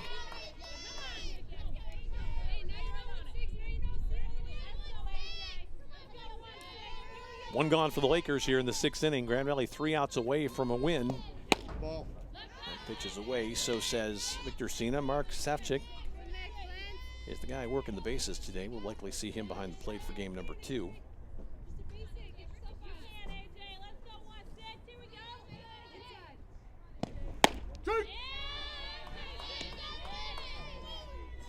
Well, it's tough business right now for Castle, seeing this pitcher with everything that she's got. Ran one in on her, ran one away. And then back inside, 1-2 count.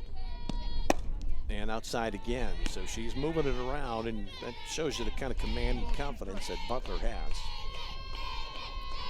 Taking her time here. She has to make sure she stays sharp in this final inning, give her teammates a chance to pick her up in the top of the 7th.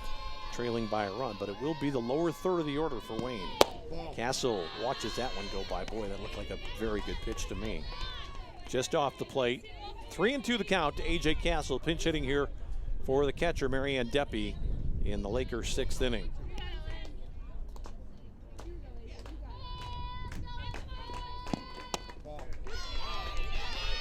Castle takes a walk there. Good eye by the freshman. I think that ball was just a little bit down in the zone, and you can tell Butler's not very happy about it. Grand Valley's going to make another change here, I think, possibly. I think they're going to run for Castle now. And coming into the ball game will be Megan Downey for Grand Valley, the sophomore from Macomb, Dakota. Lakers, number 10, Megan Downey. Plate for Grand Valley State, the right fielder, number 5, Chelsea Horvath. So this is Horvath, who's really been one of the stars of this ball game, and she'd be the first star of the game, no doubt, if she had made that catch in right field when she dived for a ball that just hit off her glove and allowed the second Wayne State run to score. She's had 2 hits and scored 2 runs. This is a grounder to short. Wayne will try for 2 here. They're not going to get it, but they get the force at second. Good play over there by Gabby Williams at short to Nikki Fulton. And that keeps it alive for Grand Valley, and that means we will see Tegan Showman one last time. Tegan 2 for 3, a single, a double, and a ground out in the 4th. She scored 1 run, and she's played well in the field. Real good-looking player to replace Brianna Taylor for Grand Valley. the freshman from Grand Rapids Northview, on the ground, speared by Butler. Nice play across by the pitcher to retired showman in the Lakers. So we go to the 7th. Grand Valley up by a run. One last chance for the Warriors. Can Sarah Andrasic get it done? We'll find out in just a moment here on the Grand Valley Sports Network.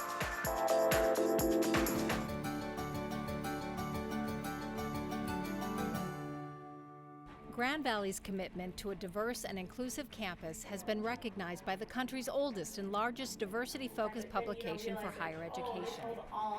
Insight into Diversity awarded Grand Valley the 2014 Higher Education Excellence in Diversity Award.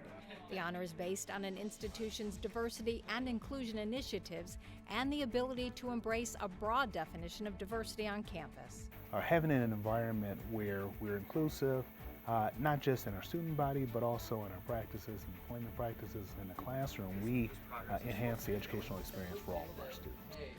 The university once again broke enrollment records this fall for minority and international students. The focused attention on inclusion means Grand Valley graduates are capably entering a global workforce where they are making a difference. For Around Grand Valley, I'm Mary Eileen Lyon. All right, well, it's set up very nicely. Not necessarily for James Baton's up there, but for Grand Valley to win this game. It's the lower third. Devin Henschel, Shannon Hilton, and Allie Buchanan, the 3 scheduled. They'd like to stay away from Butler in the top of the batting order, and that is the way that Sarah Andrasic wants to pound the zone here for strike 1.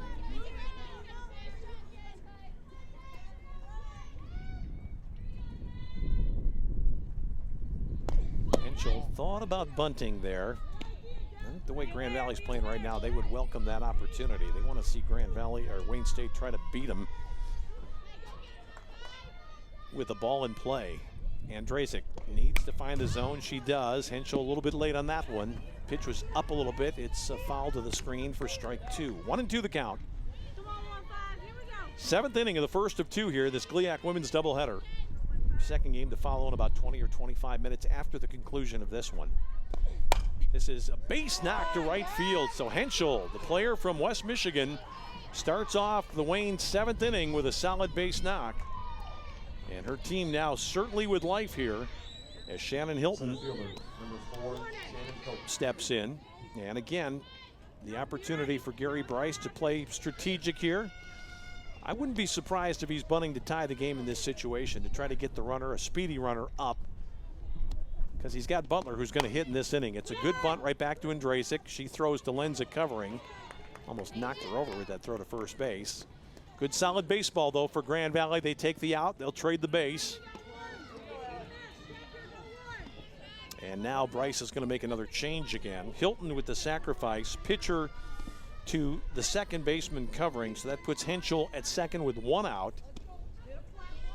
Now, this is going to be another new player coming out. It's for Wayne State, it's going to be Allie Lintz, the junior from St. Clair Shores, a transfer from Lake State.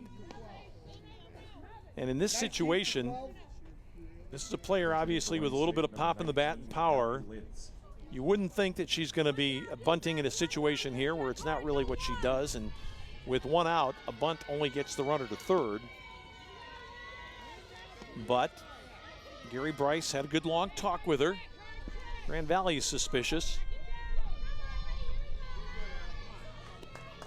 Let's see what Lintz is able to do against Andrasic. Grand Valley still with somebody warming up in the bullpen. That pitch is a strike, and it is Courtney Reinhold who's down there and available. They've had pitchers up almost since the 2nd inning for Grand Valley. This would be a big, big out for Grand Valley. If they can get her, maybe on strikes, they might walk Butler. This is in the air, looping foul down into the bullpen for Wayne State. 0-2. Boy, big, big pitch right here for Sarah Andrasic. I got to believe that Dana Callahan will not elect to face Butler if this hitter does not get on base. And I think she would walk her and take her chances with Kristen Lucas, which is no bargain, but then you'd have the force out set up at every base. 0-2. I think Sarah had her there for the taking, but she couldn't get it in the zone. There's Grand Valley's bullpen. That's Courtney Reinhold, who has seen plenty of action this year. Andrzejczyk's got to find one right here if she can, and she just misses down low, 2-2.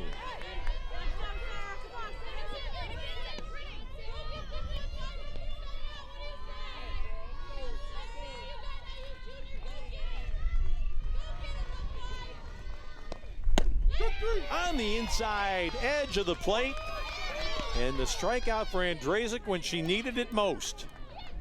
And let's see what Dana Callahan says here. Number 6, Lindsay Butler. I gotta believe. Is she gonna put her on? Where are they gonna face her? A little bit risky here. Callahan's made the decision. Butler swings on the ground to Lenza. She's got it over to first, and this ball game's over. And Grand Valley gets the win. First pitch swinging.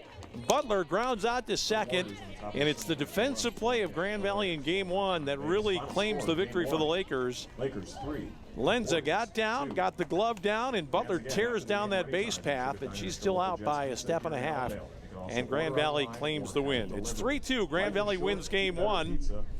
The Lakers behind Sarah Andrzejczyk. Both teams had 5 hits. Wayne had 3 errors in the field. They had a couple of other mental mistakes as well.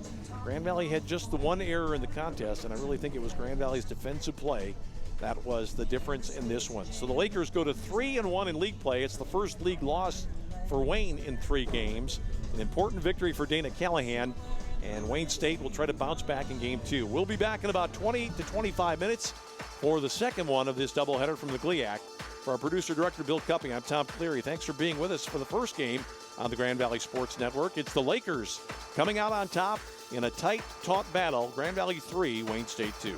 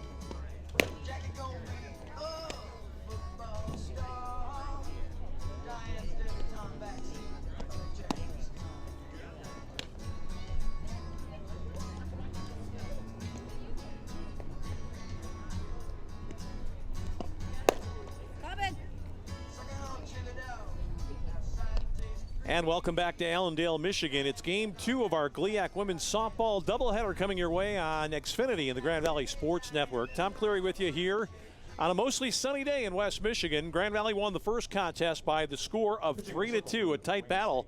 Lakers got it done defensively, though, to get the win against the ace of the Wayne State staff, Lindsey Butler, who went the distance to take the loss. Sarah Andrzejczyk went the distance to get the win for Grand Valley. Lakers now 3-1 in league play, and Wayne drops to 2-1. For this second contest, Wayne will be, by rule of the GLIAC, the home team here. Grand Valley will bat first, and on the scoreboard, when you see that in your picture, it will say Lakers, but that'll be Wayne's score. So the visiting team, the Lakers, will be listed under the visitor. Brianna Lee is pitching to start game 2 here. She made an appearance as a pinch hitter in game 1 and got a base hit. Tegan Showman had a great ball game. 2-for-4 for the Lakers. Scored a run, the freshman shortstop facing Lee here in game 2. And she is quickly behind in the count, 0-2 against the right-hander from Plymouth Salem. It is Brianna Lee.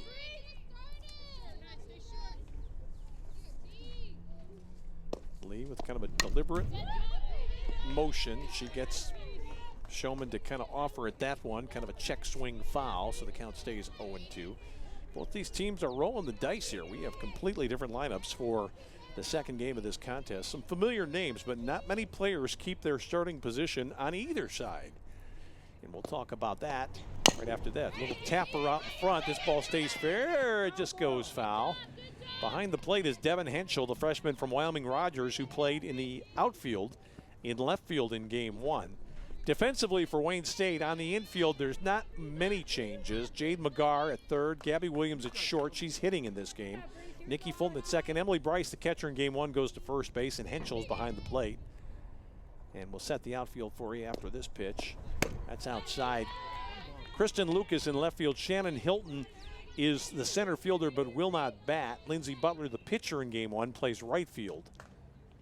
Grand Valley's look is not quite as modified, but there are some notable changes. This ball is hit, just foul.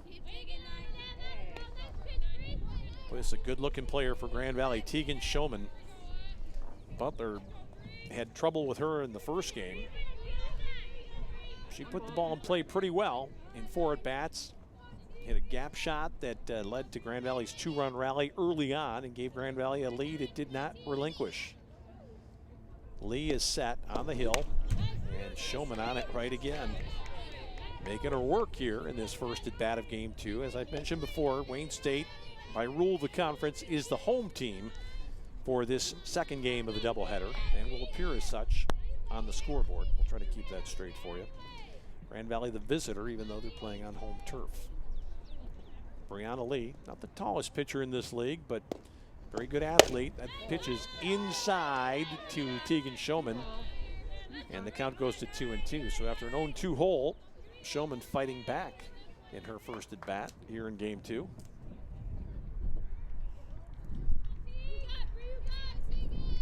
Trying to get something started. And Showman runs the count full now. Dana Callahan's side won the first game 3-2. There were 3 errors by Wayne State, but they had a couple of other miscues, and they had a drop ball, then on a foul pop-up, and that didn't go officially as an error. So it wasn't Wayne's best ball game, and Grand Valley was pretty clean in the field, and that was the difference. Swing and a miss. Showman went right through it. She was right on it, but swings and misses for the strikeout, and out number 1 here to start the contest. Kelsey Dominguez bats next for the Lakers. Sophomore stepping in.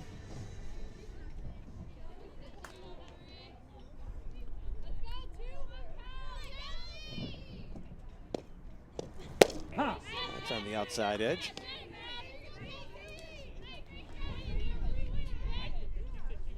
Grand Valley going to 17-6. That was the 32nd game of the season for Wayne.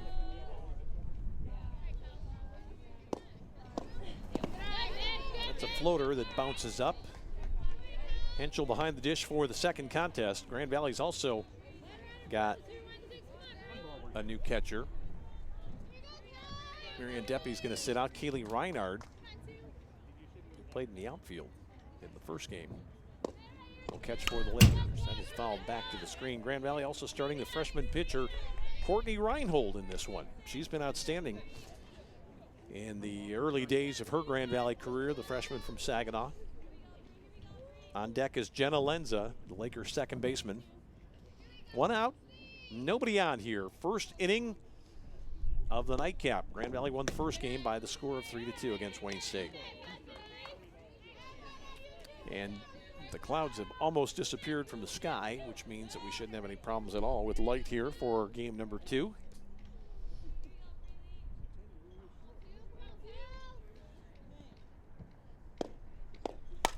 This ball hit in the air to right field. Playable for the outfielder? No, over the top. It gets over the head of Butler, surprisingly, and Kelsey Dominguez has a stand-up double.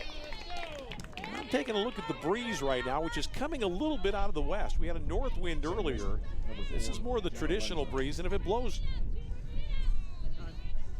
west or southwest, that will push a ball out in that direction. I think Butler just kind of really never drew a beat on this. She got her arm up early and then saw that ball was 15 feet over her head. I was watching the outfielder and was fooled by that one myself, but Dominguez puts a charge into one, and she is now at second with one out as we take a look at Lenza, who watches that first one miss the zone for ball 1. Lenza was part of a Grand Valley infield that played quite well in the first game. And in fact, it was Lenza who recorded a couple of outs, had assists, or rather, I should say, in the 7th for Grand Valley. They're going to walk her now, and they want to get to Mackenzie Supernaw. An intriguing strategy here, I would say. Intentionally walking in the first inning, the number 3 hitter. I'm not quite sure I've seen that before. Not since the days of George Brett, the Kansas City Royals, when Sparky Anderson was still managing in Detroit. But Gary Bryce has made the call, and now he'll set up a force at every base on the infield, and Supernaw is not a blazing runner out there, so maybe a double play is in order here. Supernaw, well, she provides a pop-up on the infield, and Lee catches it. I was trying to look at the umpires here to see if they called the infield fly rule on that play, but Grand Valley's runners weren't going. 2 out now. Supernaw pops up.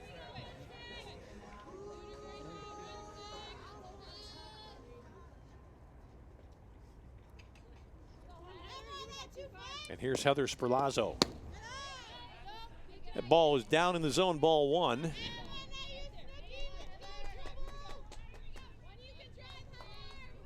Brianna Lee trying to get out of trouble here. Grand Valley with a base knock can take the lead after the double by Dominguez, who's down at second base. This is in the air on the right side. Kind of a tricky win. The second baseman going over and makes the play in foul territory.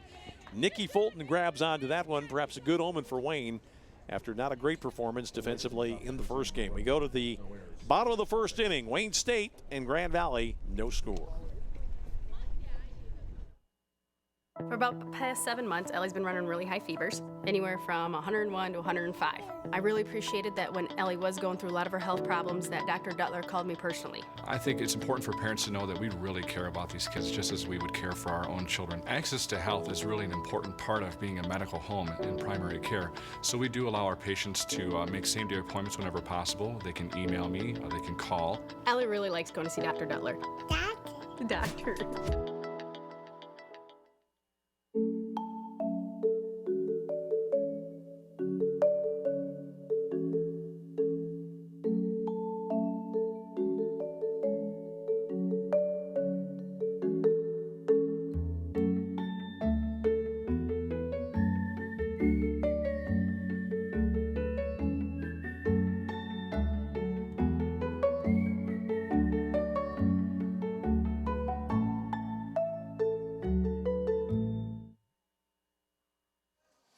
Well, this is an interesting opportunity to take a look at one of the up-and-coming stars of this Grand Valley softball program, Courtney Reinhold.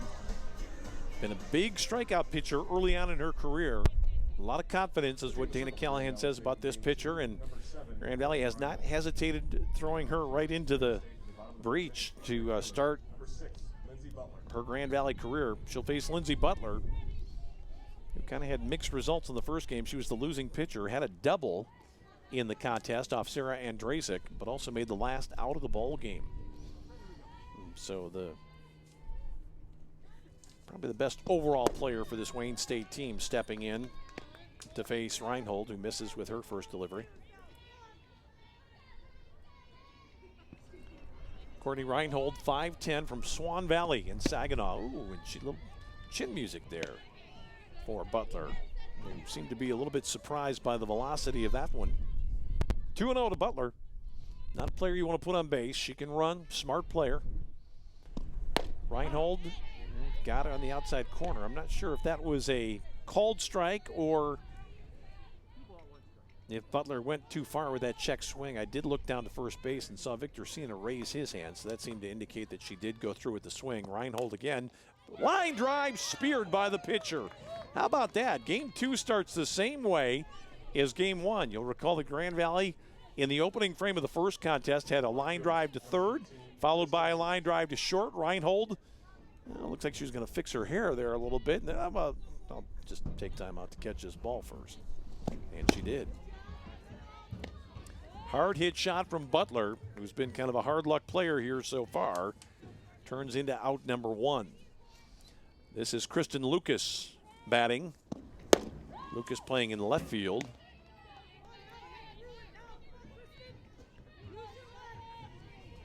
To the count here. Reinhold trying to look for some command in the early going. Had a good pitch there. Fouled it back, did Kristen Lucas. Good heater that time from the freshman.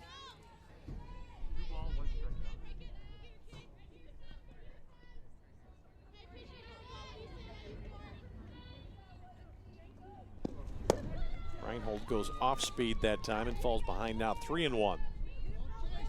Grand Valley trying for the GLIAC sweep against one of its top competitors. Grand Valley won the first game 3-2 earlier here on Xfinity and the Grand Valley Sports Network, and we have our first base runner for what is the home side on the scoreboard, Wayne State, the home team here in Game 2. Nikki Fulton bats now, the second baseman.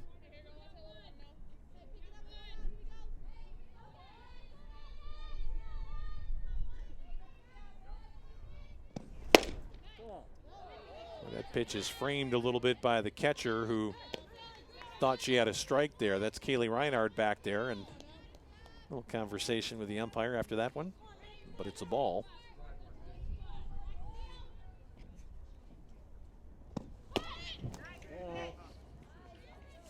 Reinhold struggling a little bit with her control in the first inning, and that was an appeal on that particular play. That came late from the Grand Valley dugout. Mark Sefcik looked down to Victor Sina and asked for some help.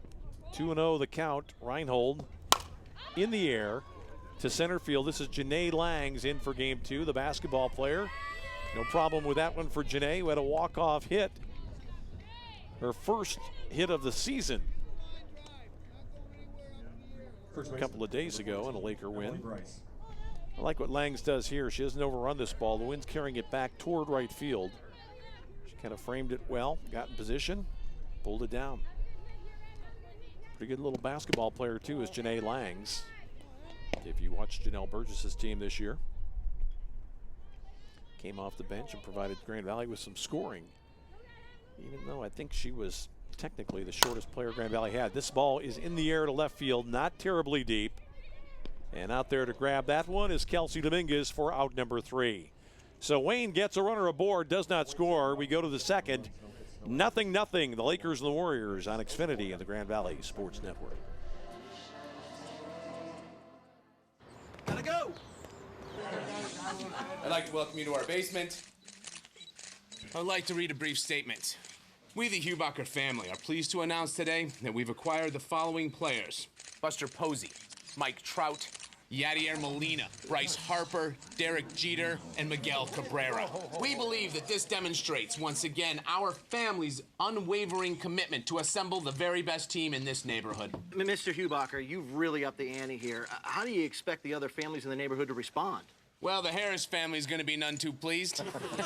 Word is the Harrises are putting together quite a team of their own. Any concerns? Under Cliff Harris's mismanagement, they already used up all their wall space with a bunch of paintings. I mean, really, come on. Dad. I know. All right, next question. Start building your own dream team at fathead.com. Well, let's take a look again at Courtney Reinhold. Looking in, there it goes in, and here it comes back. Get the arm out, and thank you very much. First out of the ball game. That'll settle the nerves a little bit. Brianna Lee facing Chelsea Horvath, who takes one up top. We talked about Horvath, last player in the starting lineup for either team to bat in the first game. Had 2 hits, scored a run, played well. The thing about the Diamond game, you never know where it's going to come from. Grand Valley got offense from its freshman shortstop and its number 9 hitter. That's a good off-speed pitch from Lee to even the count at 1. There's Brianna.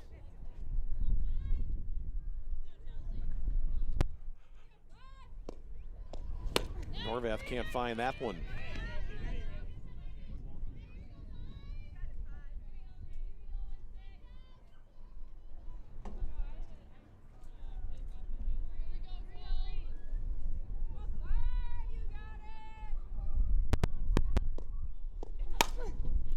This one's going to sail foul down toward the bullpen for Wayne State. Lee pitched at Grand Valley last year. I'm not sure if she had 2 starts. I think she just had 1 start, a Grand Valley victory here last year. Same was true about Butler. She started a game here, which Grand Valley also won, but then won twice later in the year. Lee, good fastball, and Horvath was right on it. That ball was right down the middle, and Horvath just missed it. 1-2 the count. Top of the second, Grand Valley no score with Wayne State here. Game 2 of the women's GLIAC doubleheader today from Allendale, Michigan.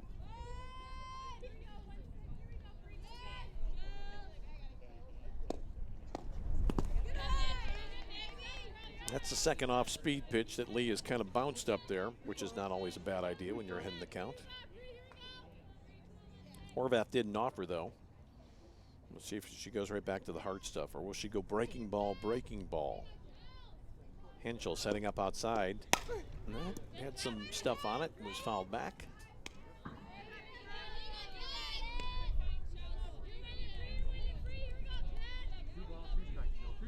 Brianna Lee is a senior. Finishing up her career. Head high to run the count full. A lot of great underclass talent on this team.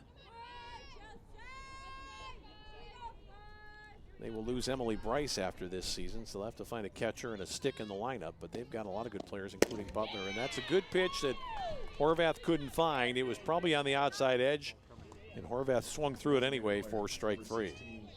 First out of the top of the second inning, A.J. Castle, the DH. Had a plate appearance and walked in game 1.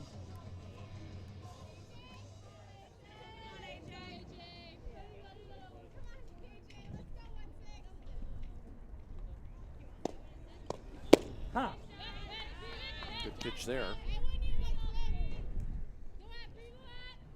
Castle from Grand Rapids Northview, like the Lakers shortstop in this game, Tegan Showman.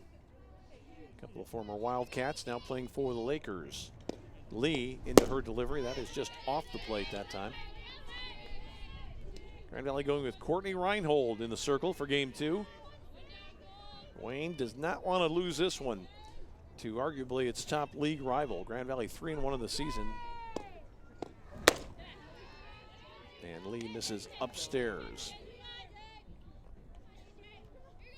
Lindsey Butler was the losing pitcher for Wayne in the opener. Sarah Andrzejczyk had some tight spots that she was able to work out of. And Grand Valley got the 3-2 victory. 3-1 now to A.J. Castle. Kaylee Reinhardt, the catcher, waits on deck for Grand Valley.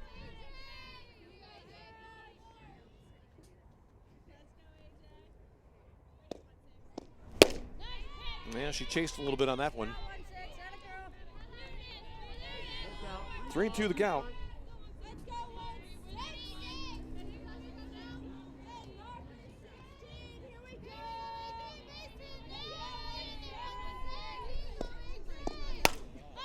Castle fights that one off, foul over the Wayne State dugout.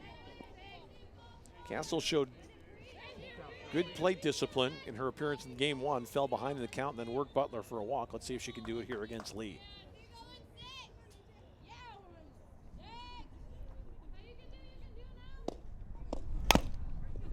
Foul that one down off her foot. Good looking swing though. You can see why Dana Callahan wants to get her some at-bats early on here. Young player who figures to be part of it at Grand Valley for a while. Pretty solid and erect at the plate there. Standing tall in the batter's box. That not only hit our cameraman, it may have also hit our camera. That one got James Batens on the left elbow. James, if you can hear me, wave if you're all right, okay? He's getting a kick out of that one. Well, amusing. Is the camera okay? That's what I want to know. It appears to be. That's his shot right there, so we're good to go. Castle takes it outside for a walk. Well done.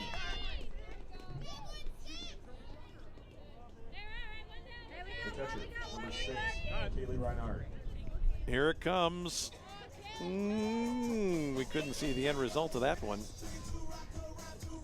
James seems no worse for the wear.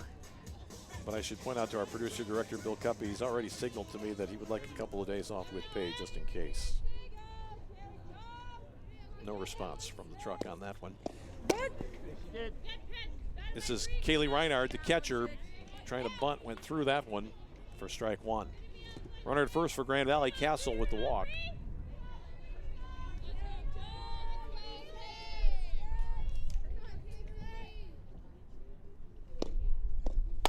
Here's a shot back up through the middle. This should get the runner to third. Oh no.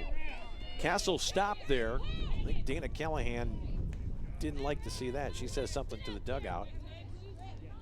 Well, I think in fairness to Castle though, that ball was kind of at the second baseman. Maybe she checks up early when she sees this liner. Well, I think she's got to try for third on that one, and now Grand Valley's going to run for her. 10 for 16 at second base.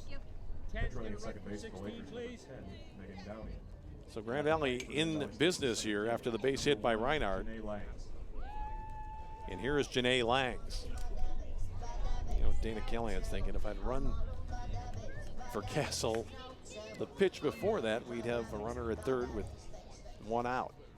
Janae Langs, she can run a little bit, I can tell you that, having watched her play basketball. And she is a tough little player, tough little athlete, hitting from the left side. She puts it in play, she can make some things happen. First and second for the Lakers, 1 out here in the second. Looking to bunt, bunts it nicely. Wayne's going to take the sure out at first. Lang's got down there in a hurry. That's well done. And I think it's a smart play with your number 9 hitter.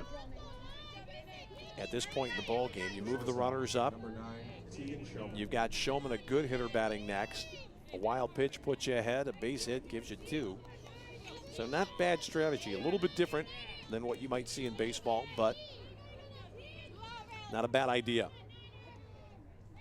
Here's Showman.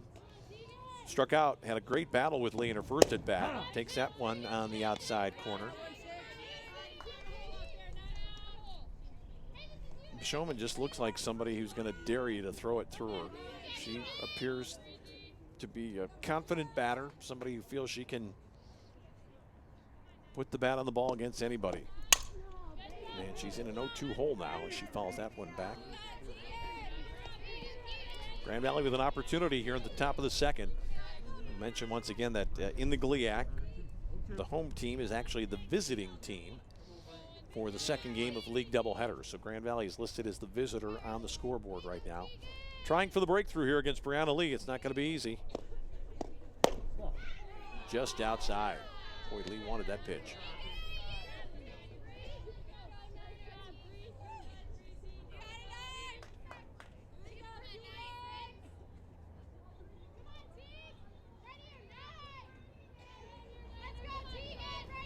Tegan Showman can't find it, and Lee works out of trouble, gets the strikeout to end the inning. So Grand Valley threatens. They get runners in scoring position but do not score. Bottom of the second coming up. Still 0-0, the Lakers and the Warriors.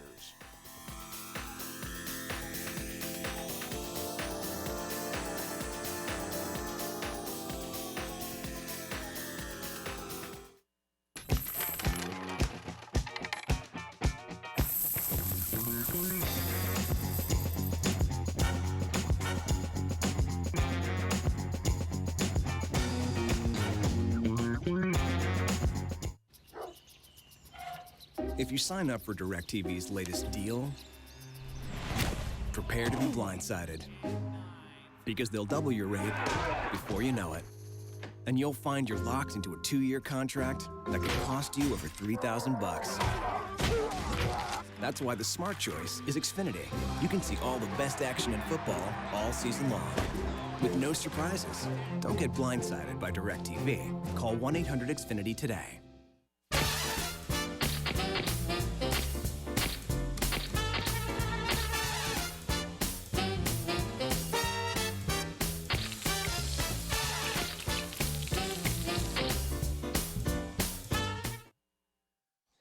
This is the bottom of the second. Wayne State, the home team for game 2 here, will lead off with Jade McGarr, the third baseman. She'll be followed by the pitcher Brianna Lee, and then Haley Lazarek DHing in this game, and that first pitch hits her, so McGarr is on. And in the first inning, I thought that Reinhold was struggling a little bit with her command and seemed to get away with it, but this time she's wild inside. Hits a batter, and Wayne has the leadoff hitter aboard. So here is Brianna Lee looking down at the third base coach's box. Number 16, Brianna Lee. Brianna Lee had a base knock, a solid hit to the opposite field in game 1 as a pinch hitter. It's kind of a bunt situation here. Is she looking to bunt? She is. She bunts it foul. There's the thing that coaches and managers always talk about. I mean, you're giving yourself up. Don't be casual about it. You're not bunting for a base hit where you're fooling anybody. Just jump around, get in front, block the ball. And Lee was a little bit casual with the bat that time. She swings at this one, and now she's behind 0-2. Well, the good news is she's right on that fastball from Reinhold. Bad news is she's got some work to do right now. Let's see if Reinhold works away from her, or if she goes right after her and tries to get the strikeout. It's up high. Grand Valley with a new catcher in the second game, Kaylee Reinhard, behind the plate. Deppie caught the first contest. 1-2. Off-speed delivery, and Lee can't get it. And it all comes down to that very first pitch and that at bat. It was a buntable ball. Lee didn't really make a good attempt at it. Got behind in the count and then ends up striking out. Here's Lazarek. She's going to bunt. She bunts it up in the air. This could be 2. Back to first. It goes into the outfield. They'll advance the runner to second, I believe. Just in with a slide at second. Well, it was worth the shot, I think, for Grand Valley. Lazarek bunted it up in the air. Reinhold made the play, threw to first.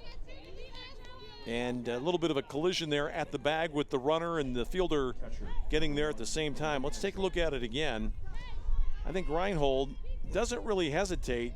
Probably should have thrown that ball a little bit harder, but in all likelihood, I think the runner was going to get back to the bag anyway. This is Henschel, the catcher.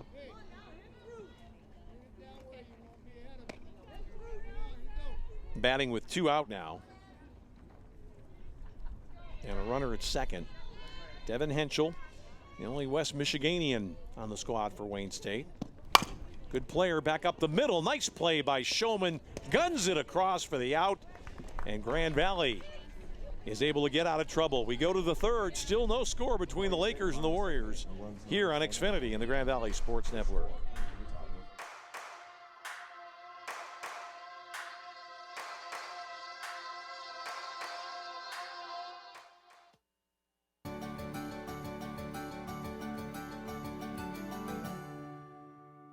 You didn't used to hear much in a library.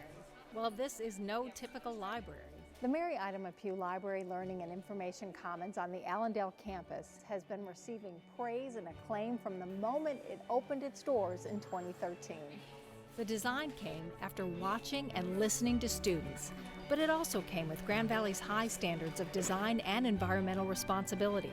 The library just earned the highest level of LEED certification by the U.S. Green Building Council. It was awarded platinum status. This library has energy management features that include underfloor air distribution, super efficient exterior walls, a heat recovery system, and a rainwater-fed irrigation system. These save the environment and operating costs. When the university saves money, it can better manage tuition and other costs to students. Now that should give students in this library something to talk about. For Around Grand Valley, I'm Mary Eileen Lyon. Well, I was wondering if we'd see anybody out there at the Meadows. Look at that. He's chasing after that one. It's like the Sergio Garcia look right there. Chasing out after the rough to see that ball. Did it get on the green?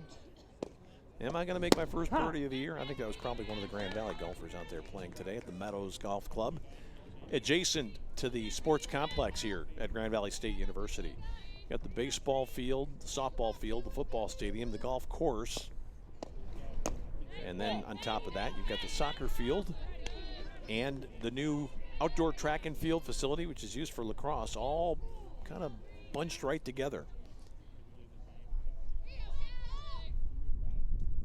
This is Kelsey Dominguez, 1-1 the count. She had a ringing double off the wall and right in her first at bat. She belted one over the head of Butler, who came in on the ball and then just went, uh-oh, turned and chased after it. Kelsey checked in with an extra base hit. Behind in the count here against Brianna Lee, 1-2. Top of the third, Grand Valley batting. This is another one out toward right field, but this one's going to go foul.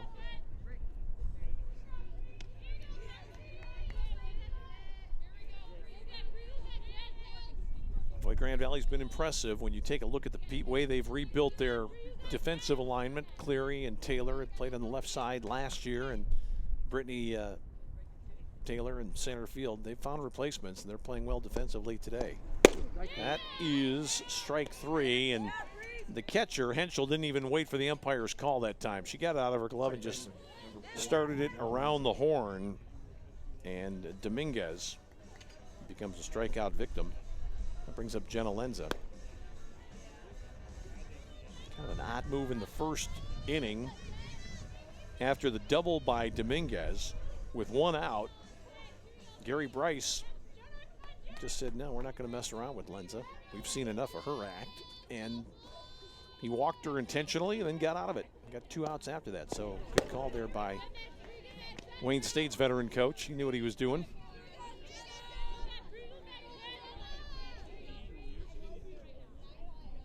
On deck for Grand Valley is Supernaw.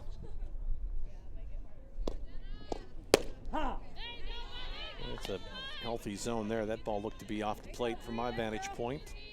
I think that Jenna Lenza would probably agree.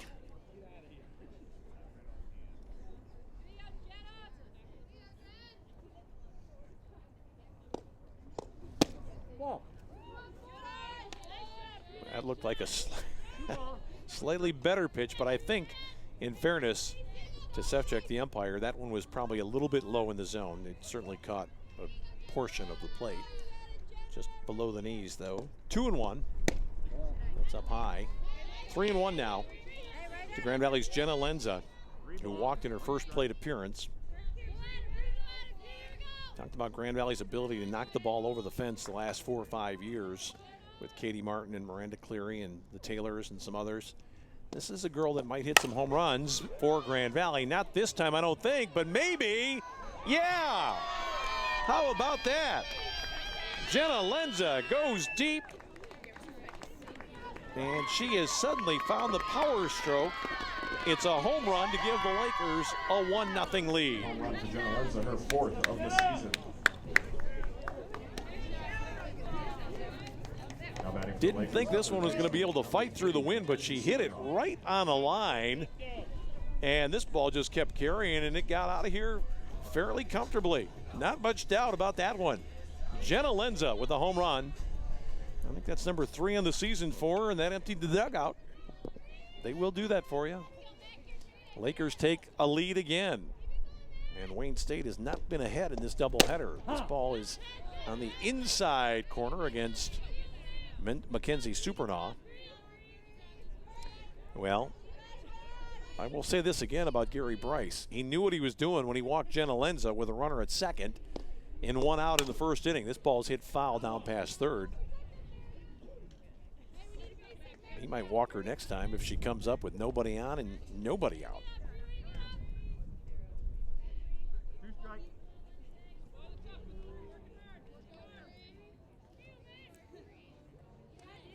Sperlazzo will bat next for the Lakers. 0-2 here on Mackenzie Supernaw against Brianna Lee.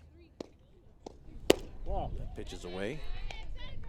Been impressed by the way these Wayne pitchers work when they're ahead in the count. They will move the ball off the plate a little bit, try to get a nibble. Grand Valley staying disciplined at the plate. And that's a pitch that Lee has not yet commanded today. She's tried to go off speed a couple times. She's bounced a few, and she's had a couple up in the zone as well.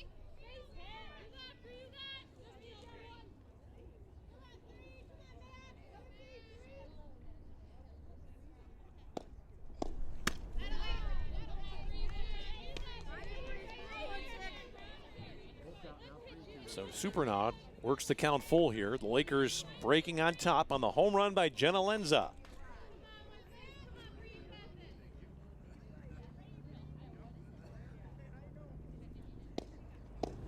Boy, that's a great pitch right there. Just got to tip your hat to Lee. She looked like she had gotten a bit discombobulated. Then she just came back with the fastball and put it in a perfect spot. And Supernaw just let it go. She couldn't have done much with it. Hope for the call there, but that's just a perfect pitch. Watch Henschel. Hits the glove. Nice. Good work. Sperlazzo bats next for Grand Valley with 2 out and a run in for the Lakers here in the 3rd. Sperlazzo got up to the plate and she realized one of her boots had come untied.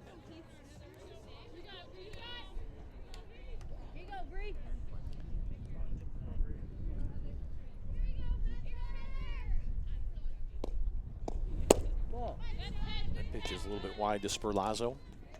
It's a good place for Lee to be, though, blowing away. And she's been there pretty consistently with that fastball. She's got to find another pitch to go with it. Henschel setting up outside again. That's a good one.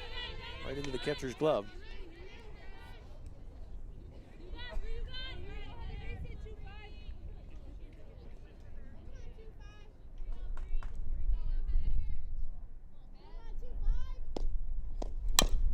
Good swing by Sperlazzo there. Chelsea Horvath is on deck for the Lakers. Grand Valley right fielder in this game.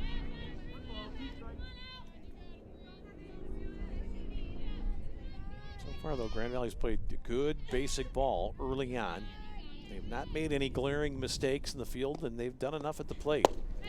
That's a swing at a changeup and a miss, and Lee, after surrendering their home run, gets the next 2 on strikeouts, and in fact strikes out the side. But Wayne State falls behind. Bottom of the 3rd coming up. Sperlazzo out in front. Can't get that one. For about the past 7 months, Ellie's been running really high fevers, anywhere from 101 to 105. I really appreciated that when Ellie was going through a lot of her health problems, that Dr. Duttler called me personally. I think it's important for parents to know that we really care about these kids just as we would care for our own children. Access to health is really an important part of being a medical home in primary care. So we do allow our patients to make same-day appointments whenever possible. They can email me or they can call. Ellie really likes going to see Dr. Duttler. Doctor.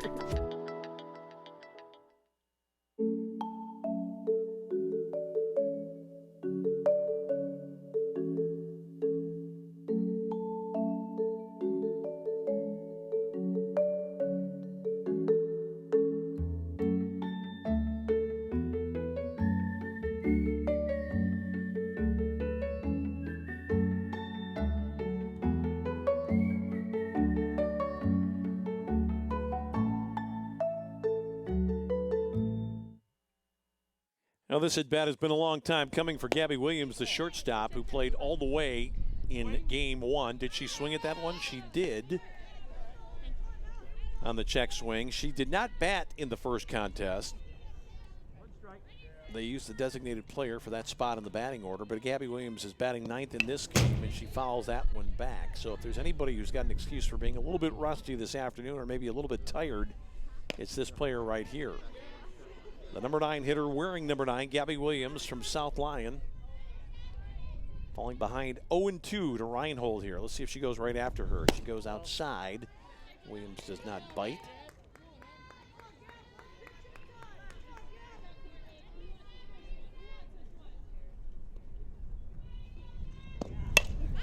This one is fouled back. Reinhardt gives chase, but it's up on the netting. Back our way.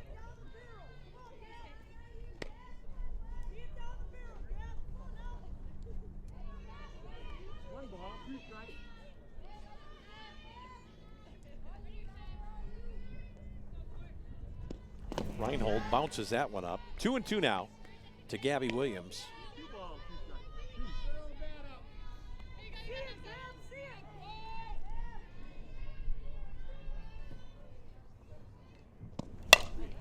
Here's a shot to third, and Grand Valley again right on it. It's Supernaw who gets the glove up, and Williams smashed that one. Made great contact in her first at bat, but it's a line out to third, and look at this. Just in perfect position. Knees bent, glove coming up. Well done by Mackenzie Supernaw, the Laker third baseman. Boy, Grand Valley has caught, I think now, something on the order of 4 line drives in this doubleheader. And what's the old saying about line drives? 75% of line drives are base hits, but not today and not for Wayne State. This ball is deep toward the gap in right center. Big trouble, Butler, but tracking back to pull that one down is Chelsea Horvath. Boy, I thought that one was hit better than it was. A little bit against the wind, and it's a long out number 2 for Lindsey Butler. Boy, off the bat, that looked like it might have a chance to get up against the wall or maybe over it. Horvath played her well, though. And now it's Kristen Lucas with 2 out and nobody on. Bottom of the third. Wayne State, as we said before, the home game for game 2 of this league GLIAC doubleheader, facing Courtney Reinhold, the freshman trying for her 7th win. Little smash right back to the box. Pitcher to first. Perlazzo records the putout, and we're going to the 4th. Grand Valley on top on the Jenna Linza home run. It's 1-0 after 3 here in Allendale.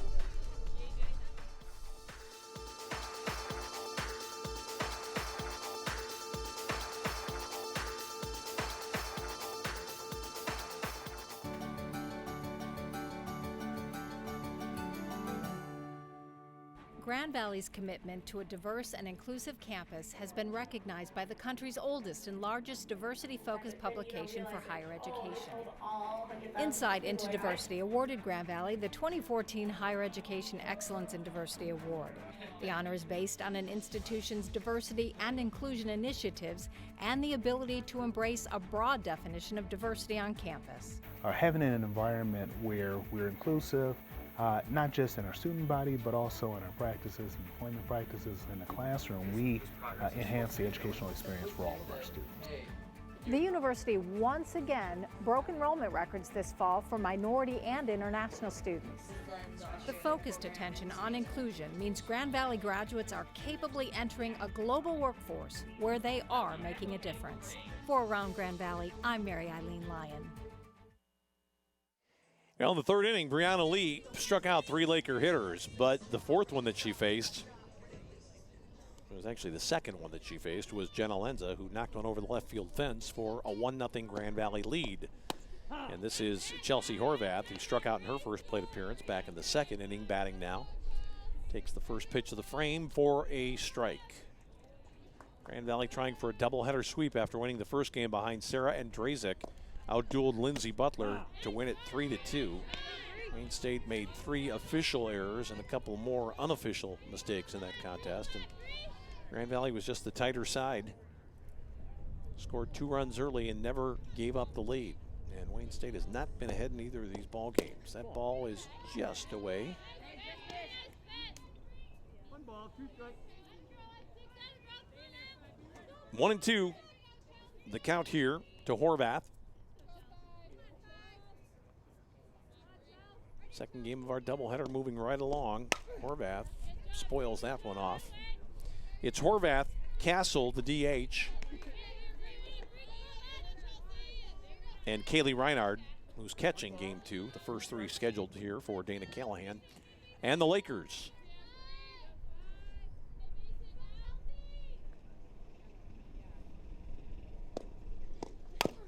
It's a little tapper to third, fielded cleanly. The throw across is a bad one, and safe at first is Horvath. That ball was bounced over there by Jade McGarr. Emily Bryce not able to pick it up on the short hop, and again, that's pretty emblematic of what we've seen from Wayne today. Kind of a simple play. Third baseman just kind of short arms this ball, trying to hurry. Horvath can really run, we know that, but it's still a routine play, and we saw the little double clutch, the bounce, and through the wickets. And Horvath is on board. Grand Valley comes right back with a base hit by Castle. So Castle, I think will have to stay in the ball game this time. They can't run for her, because if she leaves the game now, she's out of the game. They ran for her the first time she got on board. She's batted 3 times in this doubleheader. She's been on base all 3 times. Solid base knock between third and short. And you're talking about a pretty likely bunting scenario here for Kaylee Reinhard. Where is she going to bunt it? Will Wayne State try to put a play on? I think right here you want to bunt it toward the third baseman. If she's going to turn around and throw it to third, good luck with that. The wheel play is on. This ball is swung on and hit high in the air and out of play. So that was a little bit of change up in the strategy. Everybody in the place thought Reinhard was going to be bunting. Now Reinhard steps out and she looks down to Dana Callahan. Would it be a good time to put the bunt back on here? Or I should say put it on for the first time? Might be.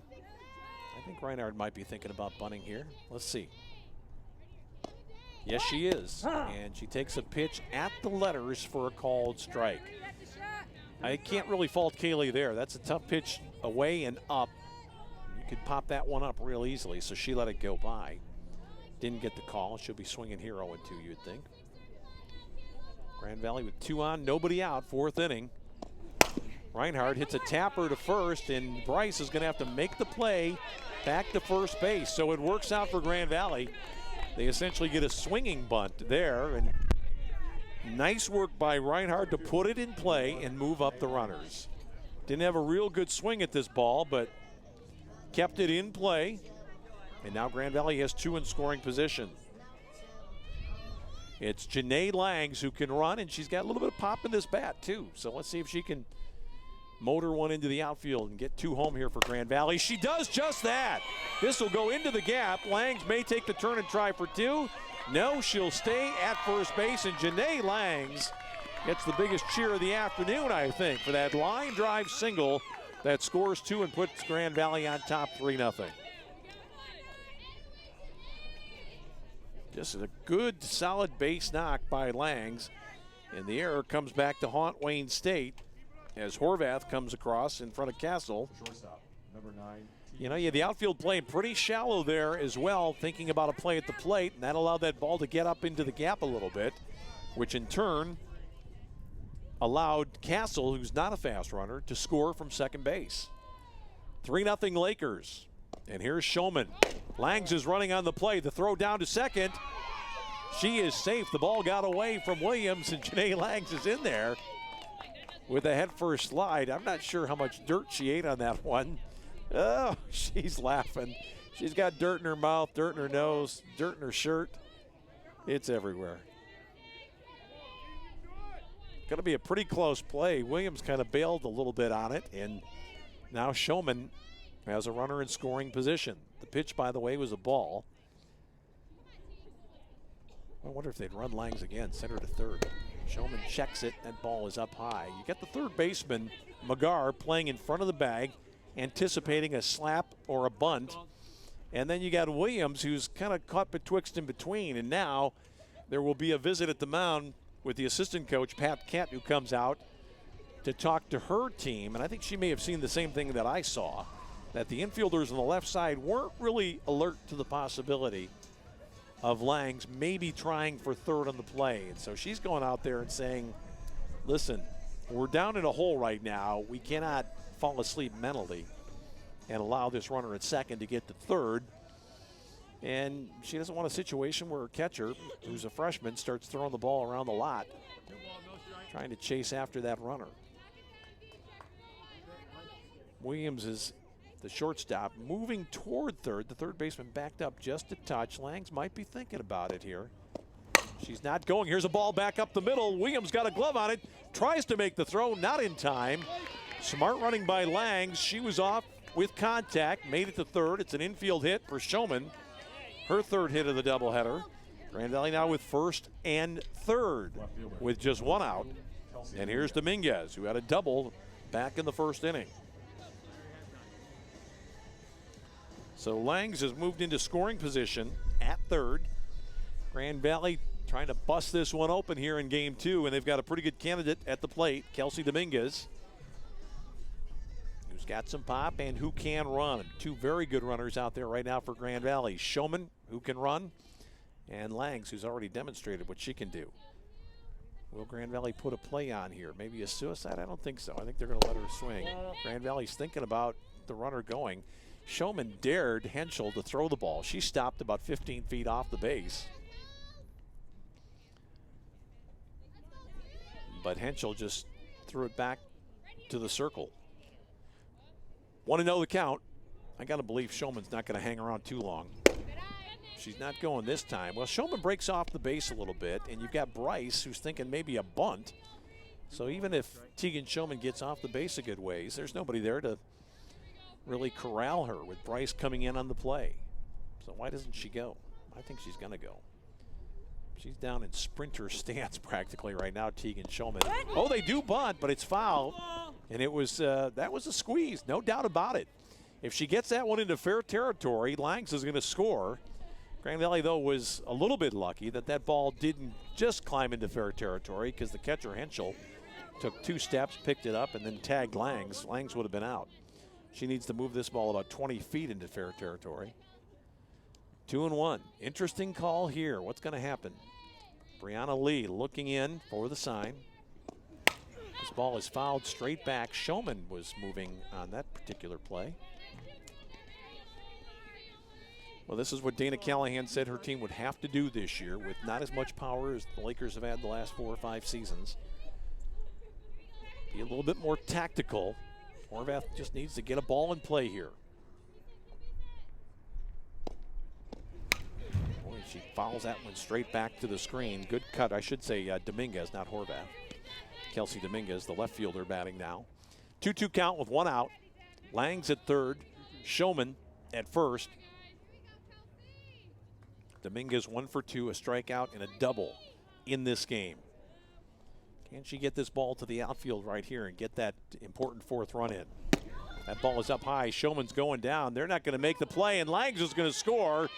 And again, kind of a casual play on the infield. That ball was thrown by Henschel down to second. Showman did not put on the real good burst, but the infielders were just a little bit lax getting over there. So now it's 4-1 Lakers as Lang scores. And the problems are not yet over for Brianna Lee. Now she's got another speedy runner down at second. 3-2 count with 1 out. Dominguez is going to go into the Wayne State bullpen. Quite a battle right now for Dominguez, and sometimes you just get the sense that a pitcher doesn't really have the strikeout pitch in a particular situation. Dominguez has been right on all these balls. She had 1 strike on the foul bunt attempt, but she looks like she's got it measured from Brianna Lee. Brianna's going to reach back here and find her best ball. This is in the air on the infield, playable. Second baseman coming over and not without a little drama. Nikki Fulton puts it away for the out. So Dominguez can't get the run in. It's the second out of the inning. But Grand Valley has scored 3 here in the 4th to take a 4-0 lead, and now it's up to Jenna Lenza, and we know what she's capable of doing. She left that yard the last time up. bullet over the left field fence against this pitcher, and guess what? Whoa. Well, they got the semi-intentional walk on, and that ball was almost in the zone. Stay ready there, Jenna. They're trying to put her on. Yeah, this more like it this time from Brianna Lee. Lenza is going to draw her second intentional walk of the ball game to go along with the round tripper. And they'll take their chances with Mackenzie Supernaw, who they did get out the last time they put on Lenza back in the first inning. She had a fly ball to left field. But Grand Valley has 2 on now for Mackenzie Supernaw. And if you're Dana Callahan, you're thinking, well, maybe she's going to be upset that they're working around the player in front of me to get to me. Sometimes that doesn't work out the way you like it if you're an opposing manager. Let's see what Supernaw can do here. The ball is just off the plate. Mackenzie 0 for 2 in the contest. 8th hitter in the inning for Grand Valley. This is fouled straight back. She was right on that pitch. Pitch count getting up a little bit for Brianna Lee, and Wayne State's got somebody working in the bullpen, getting ready. And the player who's warming up for Wayne State is Mackenzie Beeler, the junior from Saginaw. And Supernaw went after that one, kind of a weak swing and off-speed delivery. I think the problem with that particular play is that she wasn't really looking for that pitch and really didn't have much commitment in that swing. I wouldn't be surprised if Lee goes right back to it again, ahead in the count 1-2. She does, and it's a little tapper to the mound that'll end the inning. But Grand Valley does some good work. They score 3 to take the lead. We're going to the bottom of the 4th. It's the Lakers on top here, 4-0 on Xfinity and the Grand Valley Sports Network.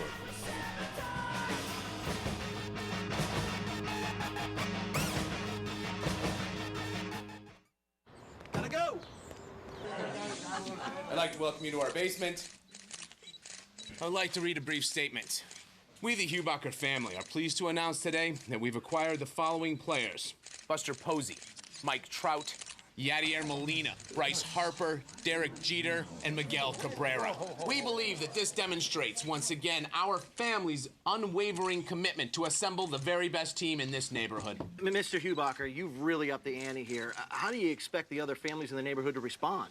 Well, the Harris family is going to be none too pleased. Word is the Harrises are putting together quite a team of their own. Any concerns? Under Cliff Harris's mismanagement, they already used up all their wall space with a bunch of paintings. I mean, really, come on. Dad. I know. All right, next question. Start building your own dream team at fathead.com.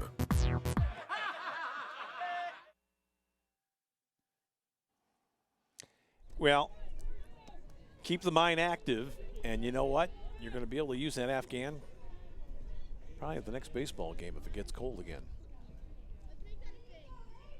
That is multitasking for you. And here is Grand Valley's pitcher, who's done a pretty good job so far. The Lakers getting a good effort from Courtney Reinhold, who's facing Wayne State. Middle of the batting order for Wayne here in the bottom of the 4th. Fulton, Bryce, and McGarr, hitters 3, 4, and 5.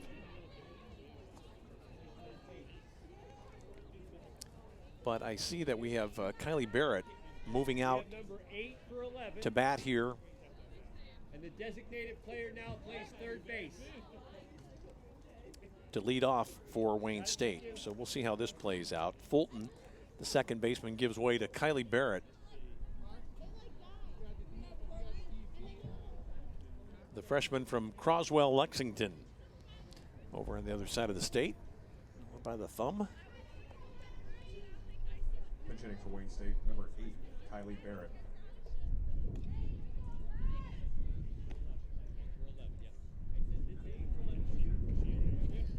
And of course, if you're not familiar with the rules of college softball, a starter can leave the game and return once. A substitute cannot. So even though Barrett is batting here. There's no guarantee that she's going to stay in the contest at a defensive position. We could very well see a situation like we saw in game 1 where Wayne State pulled their first baseman early in the game, and I think it was for kind of a tactical reason. That is a check swing. She swung at that pitch. Grand Valley should appeal there. What are they calling that? They're calling that a ball. That was a full swing. Now Dana Callahan checks, asks for the appeal. Well, I guess not. To me, that looked, well, they do now finally put it up on the board, a strike. That was certainly a swing, no doubt about it. Pitch is outside 1-1. Getting back to that story about the first game, though, Wayne State took a player out for a couple of innings and had to put her back in. That was Buchanan, I believe, who left the contest after they had a couple of kind of spotty plays on the infield, but she did come back and return later. I think she missed a spot in the batting order, but did come back into the contest later at first base. That's a swing and a foul for Kylie Barrett. 1-2 the count. It's the bottom half of the fourth inning here, with Wayne State designated as the home team here in the second game of this GLIAC doubleheader. Grand Valley won the first contest by the score of 3-2 behind Sarah Andrzejczyk. And there's a swing and a miss as Barrett goes out. Andrzejczyk, by the way, only had one strikeout in that first game. I think that the pitcher for Wayne State, the starting pitcher, Lindsey Butler, had something on the order of 10. But Grand Valley won the contest because defensively they were a lot less leaky. Here's a shot toward the gap in right center. Quickly over there to get that is Horvath. That's a base hit for Emily Bryce. Her first hit of the ball game. And that brings up Jade McGarr, the third baseman now. Designated player, number 10, Jade McGarr. Good play by Horvath, though. That ball had some smoke on it. Looked like it might get through, but instead she kept it in front. And it's the first hit of the ball game for Wayne State, I do believe, against Courtney Reinhold. That pitch is up in the zone, ball 1. Grand Valley leery of the bunt, but I wouldn't expect it here, down 4. Courtney Reinhold has still had some problems with control in this contest. She has not been consistently in the zone near as much as Dana Callahan would like. But she is this time 2-1 the count. 4-run lead right now. You just got to pound it in there, make them put the ball in play, let your defense do the work. This is in the air to right, fairly deep. Horvath tracking back. It's over her head and up against the wall. Wayne State is not going to get a run out of this. Grice held up. That ball got played with by the wind out there. It wasn't the hardest hit ball of the game, but it was up there in the breeze quite a bit. It'll go as a double for Jade McGarr. Horvath takes a bad path on this one. Now she starts back to the right, and you can tell how the breeze took that ball away from her. And as she is looking toward the west, toward left field, the setting sun is right in her eyes. Now she's wearing sunglasses out there, but you can tell she couldn't see it real well, and I think she just lost track of it. So now the first real threat for Wayne here, second and third with one out. Brianna Lee, the hitter, and she's a good hitter.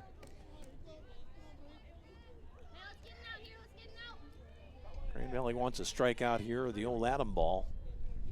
They'll give up a run for the out on the infield, no doubt about that. Lee is going to take that pitch just inside, ball 1. I don't think you're going to see any heroic plays here on a ground ball. Grand Valley will concede the out unless it's at the pitcher. And this is where Reinhold has to just settle in and throw strikes. The only way she's going to get beat here is if she starts walking people.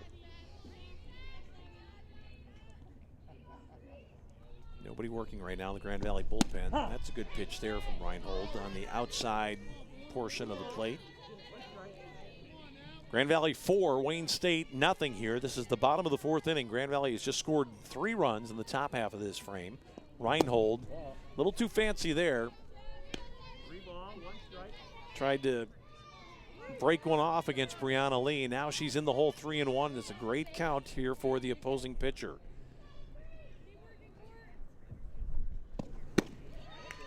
that's not what Dana Callahan wanted to see. I mean, it's a good player that's getting a walk there. You get the force out at every base, but Courtney Reinhold has just not been real sharp with her control so far in this one. And here is Lazarek, the DH, after the walk to lead, loads the bases. 3 on, 1 out here. This ball is fouled down the left field line. Out of play. Well, if Reinhold could dial up a strikeout, this would be the play. She's only had 2 in the contest so far, so Wayne's been putting the ball into play. I think the freshman here has to get settled and really get locked in. Get the ball in the zone, get it low, get a grounder if she can. See, I don't like that pitch. That's an off-speed delivery with the bases loaded from a pitcher who's not really been very good with her control.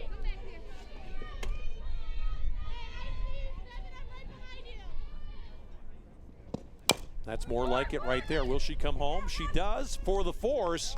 Boy, talk about a gift from the heavens. A slow runner on third, a tapper to the pitcher. She didn't really field it that cleanly. And then the underhanded shovel to the plate for the force out. So it was right in front of her. Reinhold made the right play, and give some credit as well to Kaylee Reinhardt, who got the force. Well done, Grand Valley. That ball was a little bit high to the plate, but it works out okay. So here's Henschel batting with the bases loaded and 2 out. This is in the air to left field, and that'll get Grand Valley out of the inning as Kelsey Dominguez plays that one. And the Lakers get a scare, but overcome it. We go to the 5th. It's still Grand Valley 4, Wayne State nothing.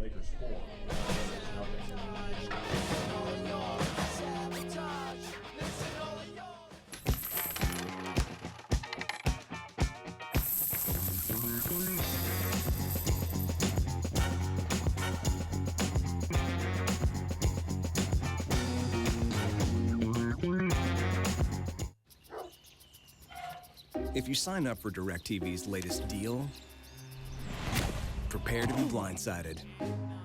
Because they'll double your rate before you know it. And you'll find you're locked into a 2-year contract that could cost you over $3,000. That's why the smart choice is Xfinity. You can see all the best action in football all season long, with no surprises. Don't get blindsided by DirecTV. Call 1-800-XFINITY today.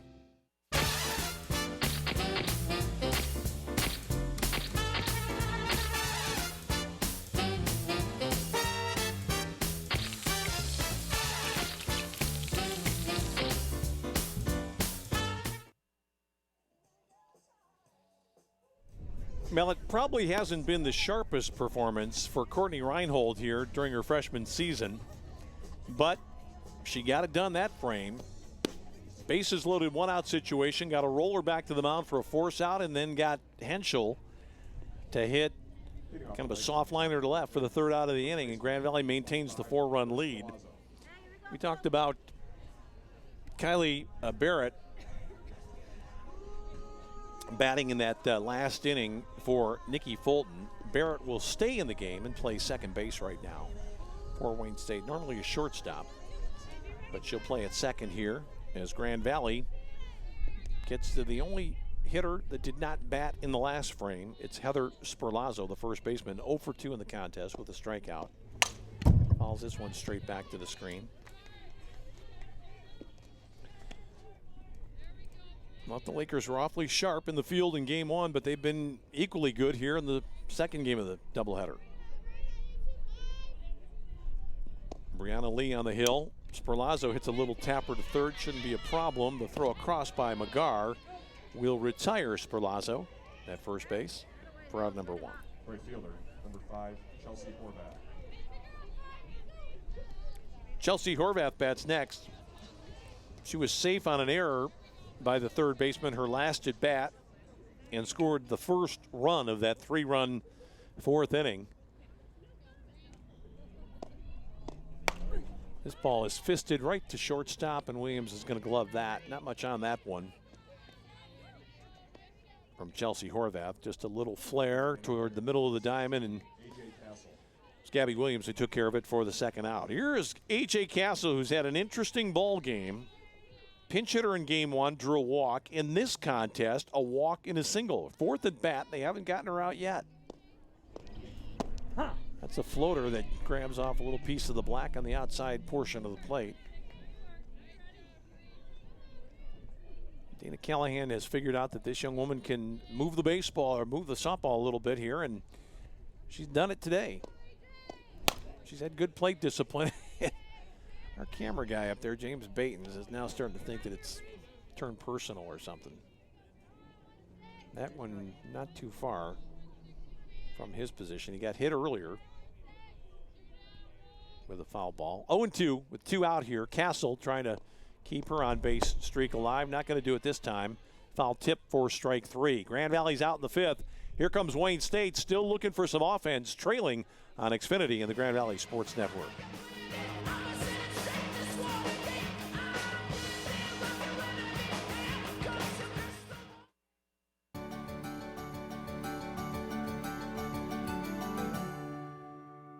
You didn't used to hear much in a library. Well, this is no typical library. The Mary Ida Pugh Library Learning and Information Commons on the Allendale campus has been receiving praise and acclaim from the moment it opened its doors in 2013. The design came after watching and listening to students, but it also came with Grand Valley's high standards of design and environmental responsibility. The library just earned the highest level of LEED certification by the U.S. Green Building Council. It was awarded platinum status. This library has energy management features that include underfloor air distribution, super efficient exterior walls, a heat recovery system, and a rainwater-fed irrigation system. These save the environment and operating costs. When the university saves money, it can better manage tuition and other costs to students. Now that should give students in this library something to talk about. For Around Grand Valley, I'm Mary Eileen Lyon. Well, I wouldn't say this is the last opportunity for Wayne, but this would be a good time to get it started. They're going to pinch hit for Gabby Williams, who hit a line drive to third or last at bat, and they're going to bat Shelby Spano, who saw some action in the first game at first base. Got some power, obviously. Now Reinhold has got to continue to work the zone here and let her defense do the work, and she does right here, and this is in the air toward right. Right fielder coming on to make the play, and that is Chelsea Horvath, who retires Spano for out number 1 here in the bottom of the 5th inning. So Spano obviously will go out of the game now. I think Williams will continue on at shortstop with the one-time substitution rule, but it doesn't work out that time on the fly ball. Here is Lindsey Butler, who's had a forgettable day, the losing pitcher in game 1. Where's that pitch? Just off the plate, says the umpire. Butler checked her swing in time. Butler hit a line drive that was speared by Courtney Reinhold to begin this ball game. This is in the air on the left side. Third baseman Supernaw coming hard, and she grabs that one in foul territory for out number 2.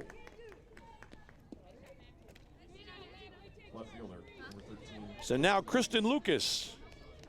That's a good pitch by Reinhold there. Butler just disgusted with herself for not getting much on that one. The catcher probably could have made this play, but she gives way. It's easier for the fielder coming in than for the catcher to go find that one with the sun in her face. This is a grounder to second. Lenz is down on it. The toss across to Sperlazzo. Easy as pie there for Courtney Reinhold and the Lakers as we go to the 6th. Grand Valley still leading by 4 against Wayne State. For about the past 7 months, Ellie's been running really high fevers, anywhere from 101 to 105.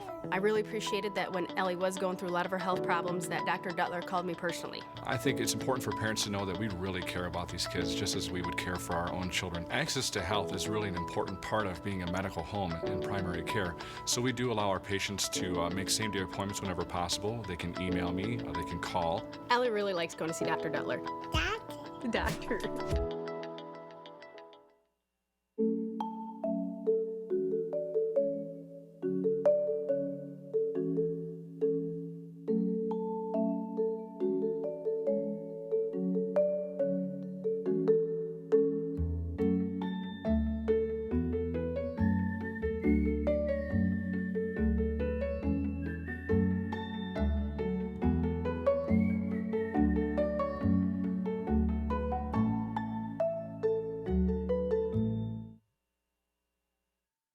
Brianna Lee out here for the 6th inning. Her problems came in the middle 2 frames of this one. 2 scoreless innings to start, 2 scoreless innings in the 5th and 6th, but she gave up a run on the home run to Jenna Lenza back in the 3rd inning, and then Grand Valley got 3 after that in the 4th, and that's the story of this contest. Grand Valley with the bottom portion of the batting order here. Reinhard, Janae Langs, and then Tegan Showman, the leadoff hitter, the first 3 scheduled. Wayne has made a couple of changes, and we're going to have to figure out exactly what's going on here. Henschel has taken off the gear, so they're going to have a new catcher on. I wouldn't be surprised if it were, well, it's not Bryce. She's at first base, so who's the 3rd catcher for Wayne? Could it be Emily Cava, number 2? Let's see if that's who it is trotting out right now. It is indeed Emily Cava from Brampton, Ontario. We'll see some action here today. I think it's a nice thing that Bryce is doing. It's a good thing for his team. You give everybody a taste of the action. I wouldn't say this game is out of reach by any means for Wayne State, but it's a long ride. It's a long season. You want to get some time in for the people that aren't the starters, if you can, to get them ready. Henschel did a pretty good job behind the plate while she was in there, and she's staying in the ball game. And I think it's Henschel who has now moved from catcher to shortstop, if that makes sense, and Williams has exited the ball game. Well, we knew the pinch hitter, Spano, was not going to play in the middle of the infield, so they had to make a change of some sort. So what they did is swap out the catcher, move the catcher to short, and bring a new catcher into the contest. This is Kaylee Reinhard, the freshman from Shepherd, Michigan. Right up in the middle of the lower peninsula, looking to bunt, takes it on the outside edge for strike 1. Grand Valley 4, Wayne State nothing. Lakers won the first game 3-2. It was a tight, taut battle between 2 very good pitchers. Sarah Andrasic, the winner. Lindsey Butler took the defeat despite striking out 10. 0-2 now on Kaylee Reinhard with Langs set to bat next. Langs scored a run in that 3-run 4th for Grand Valley. And a solid base hit as Dana Callahan looks on.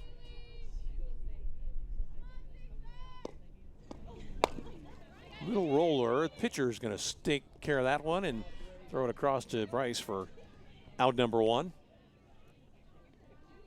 Center fielder, number 1, Janae Langs.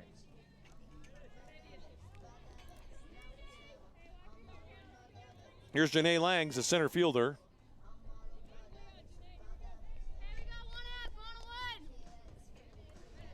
Langs hit one that got up into the gap. It only went for a single, but it was a little bit past the outfielders, and that allowed 2 runs to score. A 2 RBI base hit. And her at bat back in the 3rd inning. So after a walk-off game-winning hit, Janae Langs has a 2-run single in this game, making her mark. In this, her 2nd season on the team. Boy, oh boy. That ball looked a good bit inside to me. Langs had to jump out of the way. She's pretty close to the plate there, but I'm not sure that one got any portion of the dish. 1-1 the count. Brianna Lee working quickly. Langs went for the off-speed delivery.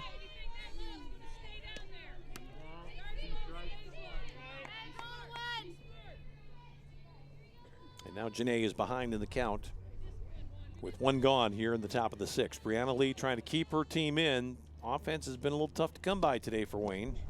Langs a little tapper. The pitcher gets this one. She does. Flips it across for out number 2. That one gets past the pitcher. Janae Langs is going to just cruise into first base with an infield hit. So 2 outs here in the 6th inning, recorded in identical fashion, pitcher to first base.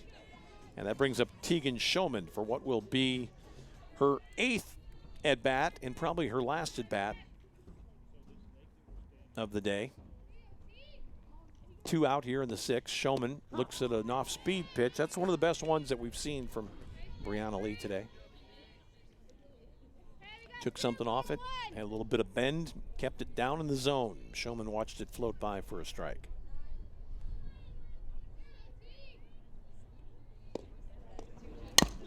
Little tapper to 3rd, no problem at here for McGarr, and the Lakers are gone in the 6th inning. 1, 2, 3, all infield rollers.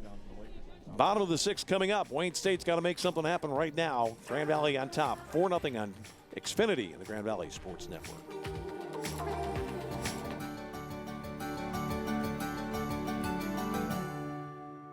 Grand Valley's commitment to a diverse and inclusive campus has been recognized by the country's oldest and largest diversity-focused publication for higher education. Insight into Diversity awarded Grand Valley the 2014 Higher Education Excellence in Diversity Award. The honor is based on an institution's diversity and inclusion initiatives and the ability to embrace a broad definition of diversity on campus. Having an environment where we're inclusive, not just in our student body, but also in our practices and employment practices in the classroom, we enhance the educational experience for all of our students. The university once again broke enrollment records this fall for minority and international students. The focused attention on inclusion means Grand Valley graduates are capably entering a global workforce where they are making a difference. For Around Grand Valley, I'm Mary Eileen Lyon.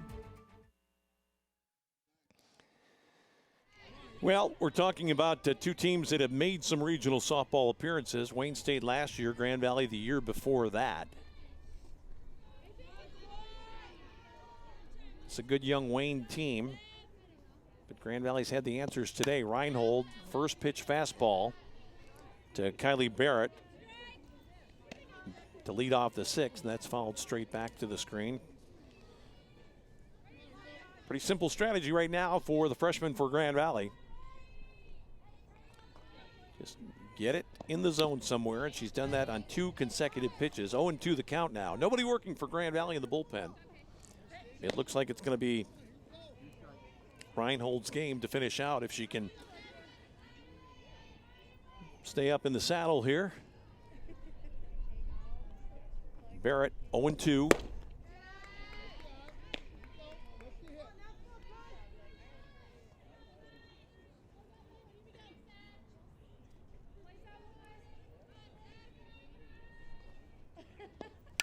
Reinhold almost had that pitch by Barrett.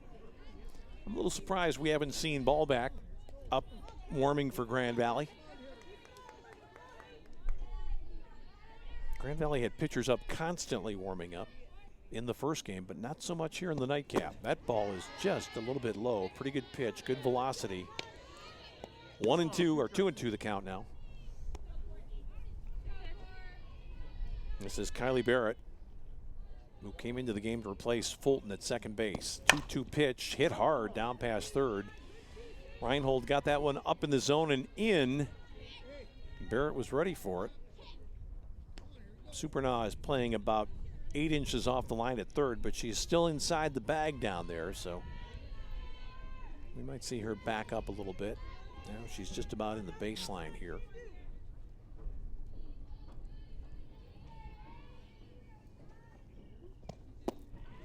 Barrett bounced that one. Again, a little surprised that she's going off speed as much as she has here in the later innings with the lead.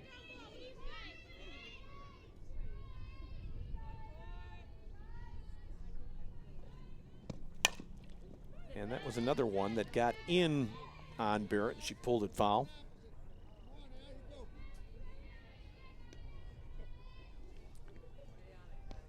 Hitters 3, 4, and 5 here. Barrett, Bryce, and McGarr in the 6th inning. So you'd have to say that if Grand Valley can get them out here, they're going to have a pretty good chance to put it away in the 7th. This ball fouled back to the screen. That was off speed again on 3-2. A little surprising. It was up in the zone too, but if you're Kylie Barrett, you're thinking, boy, we need some runs. We just can't take a chance that we get a bad call on a pitch that looks like it's out of the zone. Reinhold again pulled hard and hit pretty well down over the Grand Valley dugout down the third baseline. And Barrett seems to have measured Reinhold pretty good in this at bat. Let's see if she can get a base hit, get on base. In the air towards center field. Langs and Horvath coming over. Now it drifts more toward right. Horvath puts it away. And that's out number 1. So good battle there between hitter and pitcher, won by Grand Valley's Courtney Reinhold. Number 14, Emily Bryce. Here's Emily Bryce, 1 for 2. in this contest.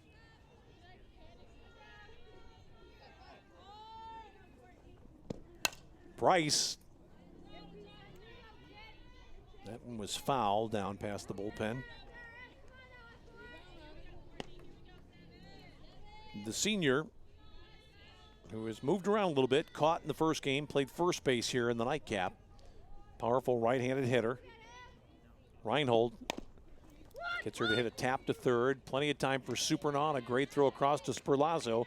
And that is out number 2. And again, this Grand Valley defense has been pretty much airtight throughout the afternoon. Reinhold's got the first 2 here in the 6th. That'll leave it up to Jade Magar. Magar in the contest has been on twice. Hit by a pitch to lead off the second, and then doubled in her last at bat. Hit a ball off the fence in right field. And she chased on that one.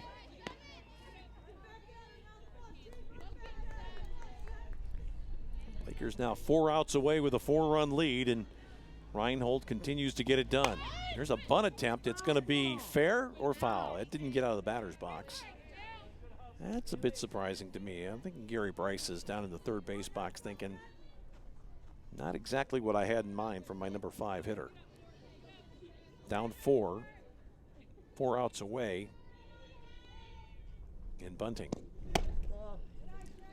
Waste pitch there from Courtney Reinhold. Brianna Lee will bat next if her teammate can find a way to get on board. And she's not going to find a way to get on board. A swinging strike 3. Reinhold gets it done, comes up big in the 6th inning. 3 outs to go for the Lakers. We head to the 7th here on Xfinity in the Grand Valley Sports Network.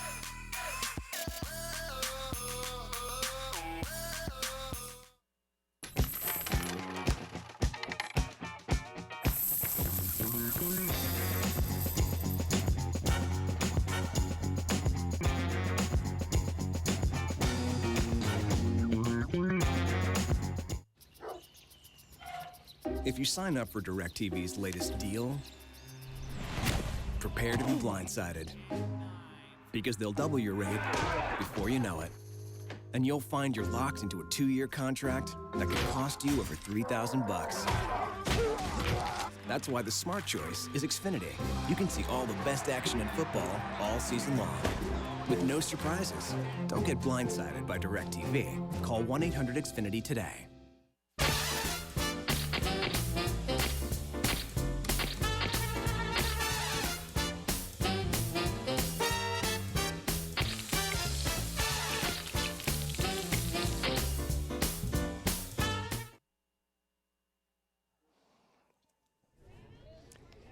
Well, we take a look at the Grand Valley campus in the panoramic shot there. They're pretty much closing down for the afternoon part of the day, but still classes at night. The science labs out there. And there's the baseball field, which is directly behind us. And by the way, Grand Valley beat Saginaw Valley in baseball today by the score of 5-1. That was a game that was intended to be played over the weekend. They couldn't get through it because of the weather issues, but Saginaw Valley came back today and they played on a pretty nice day for baseball, and the Lakers won what looked like a pretty good ball game against the Cardinals from Saginaw Valley. Here we go in the 7th inning. Grand Valley with hitters 2, 3, and 4. Kelsey Dominguez, Jenna Lenza, Mackenzie Supernaw to face Brianna Lee. Lakers on top 4-0. Only a couple of hits in this ball game for Wayne State. Grand Valley got the home run from Lenza back in the 3rd, then added 3 more in the 4th. And that's been it. That pitch is a little up and a little away. 2-0 now to Kelsey Dominguez. 1 for 3 on the contest. A double in her first at bat back in the 1st inning.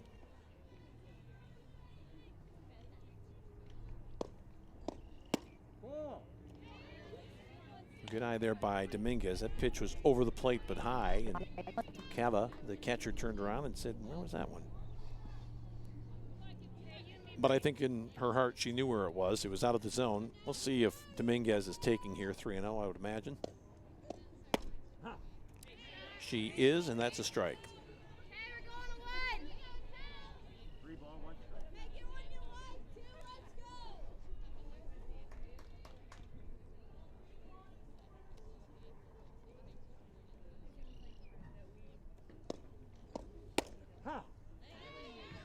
Another good pitch there.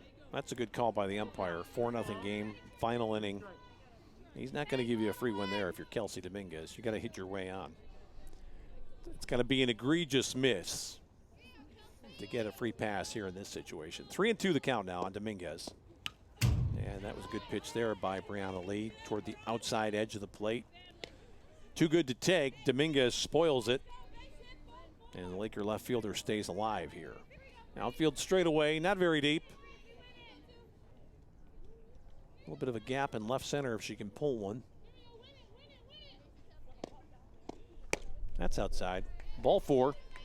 And Dominguez draws the walk on Brianna Lee. And again, as I look down to the Wayne State bullpen, I see a member of the grounds crew raking down there, which would seem to indicate that Brianna Lee is going to shoulder the load here for the remainder of this one.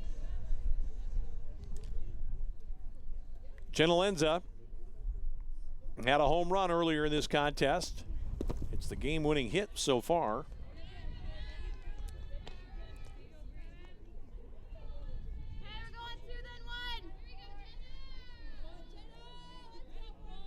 She's been on 3 times, 2 intentional walks and a home run. Well, they can't walk her this time. They've got to figure out a way to get her out.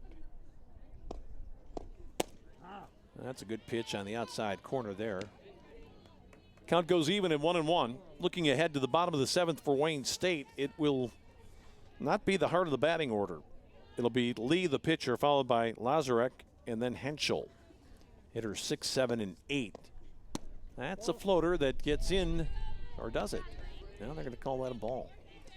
Must have been just a little bit low. 2-1 the count now. Genalenza, the second baseman, with a home run in this contest. She has flashed some home run power of late. Here's a line drive. They still haven't gotten her out. Second hit of the ball game. Dominguez checks in at second.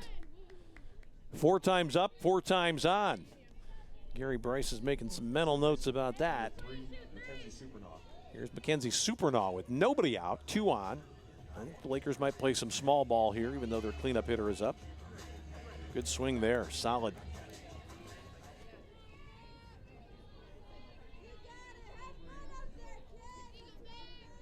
I'm saying she's going to bunt here. Oh, she's not offering, and that pitch is in there for a strike.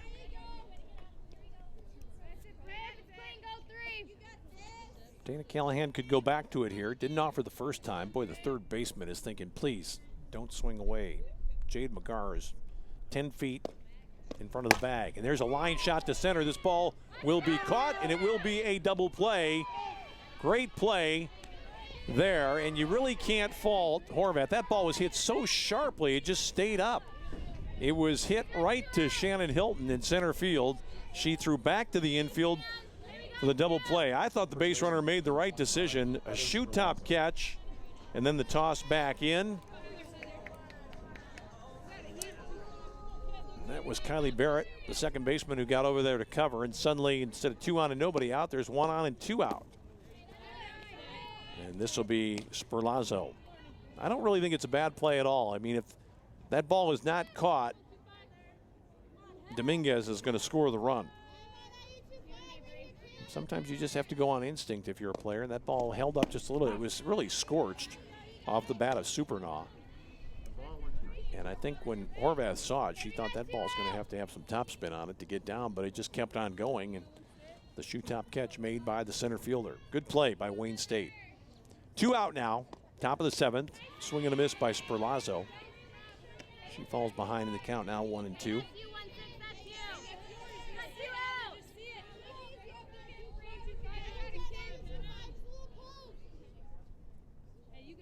Sperlazzo does not have a hit in this contest, 0 for 3. A ground out and a fly out. That one is hit into the Grand Valley dugout area. Horvath will bat next if the Lakers can keep it alive here in the 7th. Grand Valley 3 outs away from a doubleheader sweep of one of its most important league foes, Wayne State, which came in undefeated. Grand Valley trying for the double dip here today in Allendale. Brianna Lee is on the outside corner, and her work may well be done for the afternoon. She gets the strikeout of Sperlazzo. We go to the bottom of the 7th. One last chance for Wayne. Grand Valley leading here by 4 on the Grand Valley Sports Network.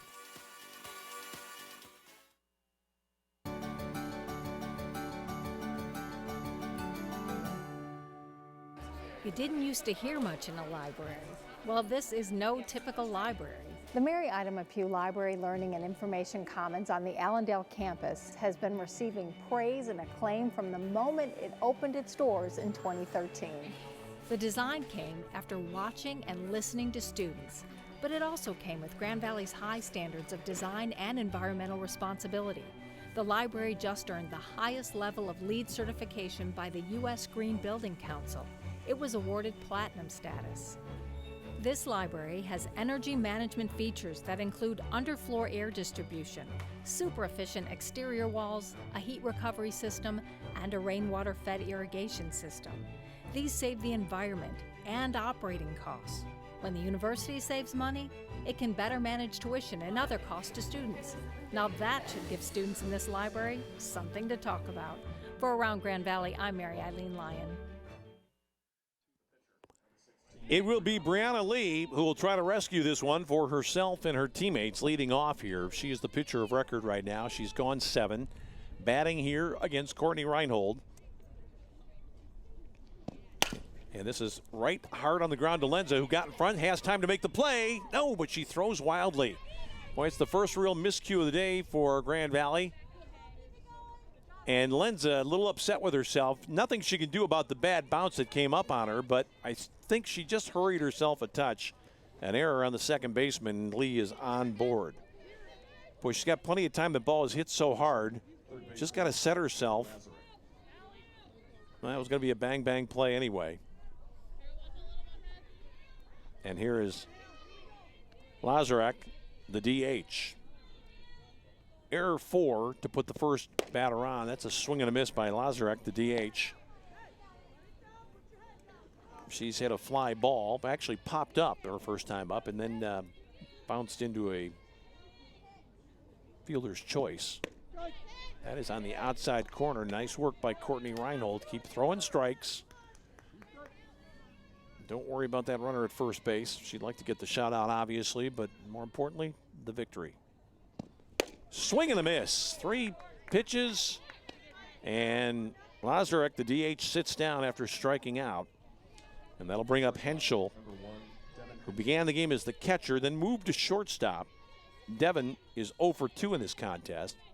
She's been an impressive player, the young player from Wyoming Rogers. This ball is in the air towards center. Langs coming hard. Langs makes the catch. Beautifully done. Backhanded by the speedy Janae Langs. Gets congratulations from both her outfield mates out there for the second out of the contest. And again, this is the way it's gone for Grand Valley today. Playing good defense, solid pitching, nice play there by Janae Langs. So here's Emily Cava, who came into the game as the catcher. The last hope now for Wayne. Cava takes that pitch a little high for ball 1.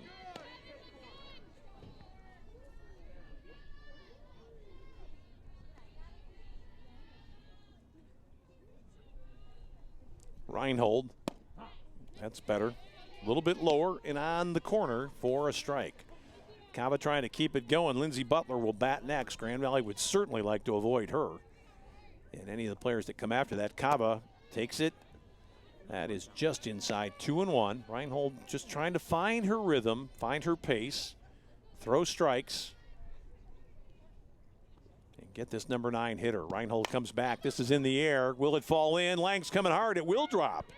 So it's not over yet. Cava with the base hit here in the 7th. Runners at first and second now, and we know that Lindsey Butler possesses the power to hit one out here. So how will Grand Valley handle her? It's not over till you have the last out in the book. This one is just off the plate, ball 1 from Reinhold. Surprised Grand Valley's not playing a little bit deeper in left and center. They'd like to keep this ball in front if they can. Butler in the air on the infield. Who's going to take command? It's going to be the second baseman. Oh, she dropped it. Unbelievable. Bases loaded now after the second error of the inning. against Grand Valley's Jenna Lenza. And now, oh my goodness gracious. Boy, that's a play that your veteran player just has to make. The pitcher gets out of the way. Probably could have caught this ball herself. Sperlazzo was in the area. Well, what can you say? Not much to be said there. 2 errors in the inning now for Lenza. The bases are loaded. One swing of the bat can tie this contest. What a revolting turn of events that would be if you're a Grand Valley fan. And here is Kristen Lucas. A walk, a ground out, another ground out. Grand Valley going to get people warmed up in the bullpen? I don't think so. It's Reinhold's game right here. Lakers just need 1 out of any kind. And what they need Reinhold to do is not to try to get too cute. Throw it in there. Make Wayne put the ball in play. Courtney Reinhold trying for the win and the shutout. This pitch is low. And again, that's a little surprising to me that she's going off speed. Now, it is a left-handed hitter with some power. But I would think she's just going to try to get something low and hard and away here if she can. That's it right there. That's the one she's looking for, right down Broadway. 2-1 with 2 out. Courtney Reinhold needs 1 more real good pitch maybe here, possibly 2. There's strike 2, fouled down over the Laker dugout. So Wayne State down to its final strike, but certainly in a position where 1 good swing could change the outcome of this one. 4-0, but the bases loaded. 2 out for Wayne. Here it is. Fouled back to the screen again. Reinhold's just coming with power. And if you're the hitter, Kristen Lucas here, you got to be protecting. You just can't let one sail by that's anywhere close. Let's see if Reinhold can slip it past her somehow. 2-2 pitch. Really good work done at the plate by Lucas. Spoils another one off. Foul ball over the Grand Valley dugout again. On deck is Barrett. Reinhold on the ground towards short. Across to first. It's bounced and it's a wild throw.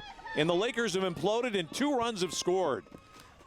Tegan Shulman, the dependable one, had that game right in front of her. Surprised she didn't go to second.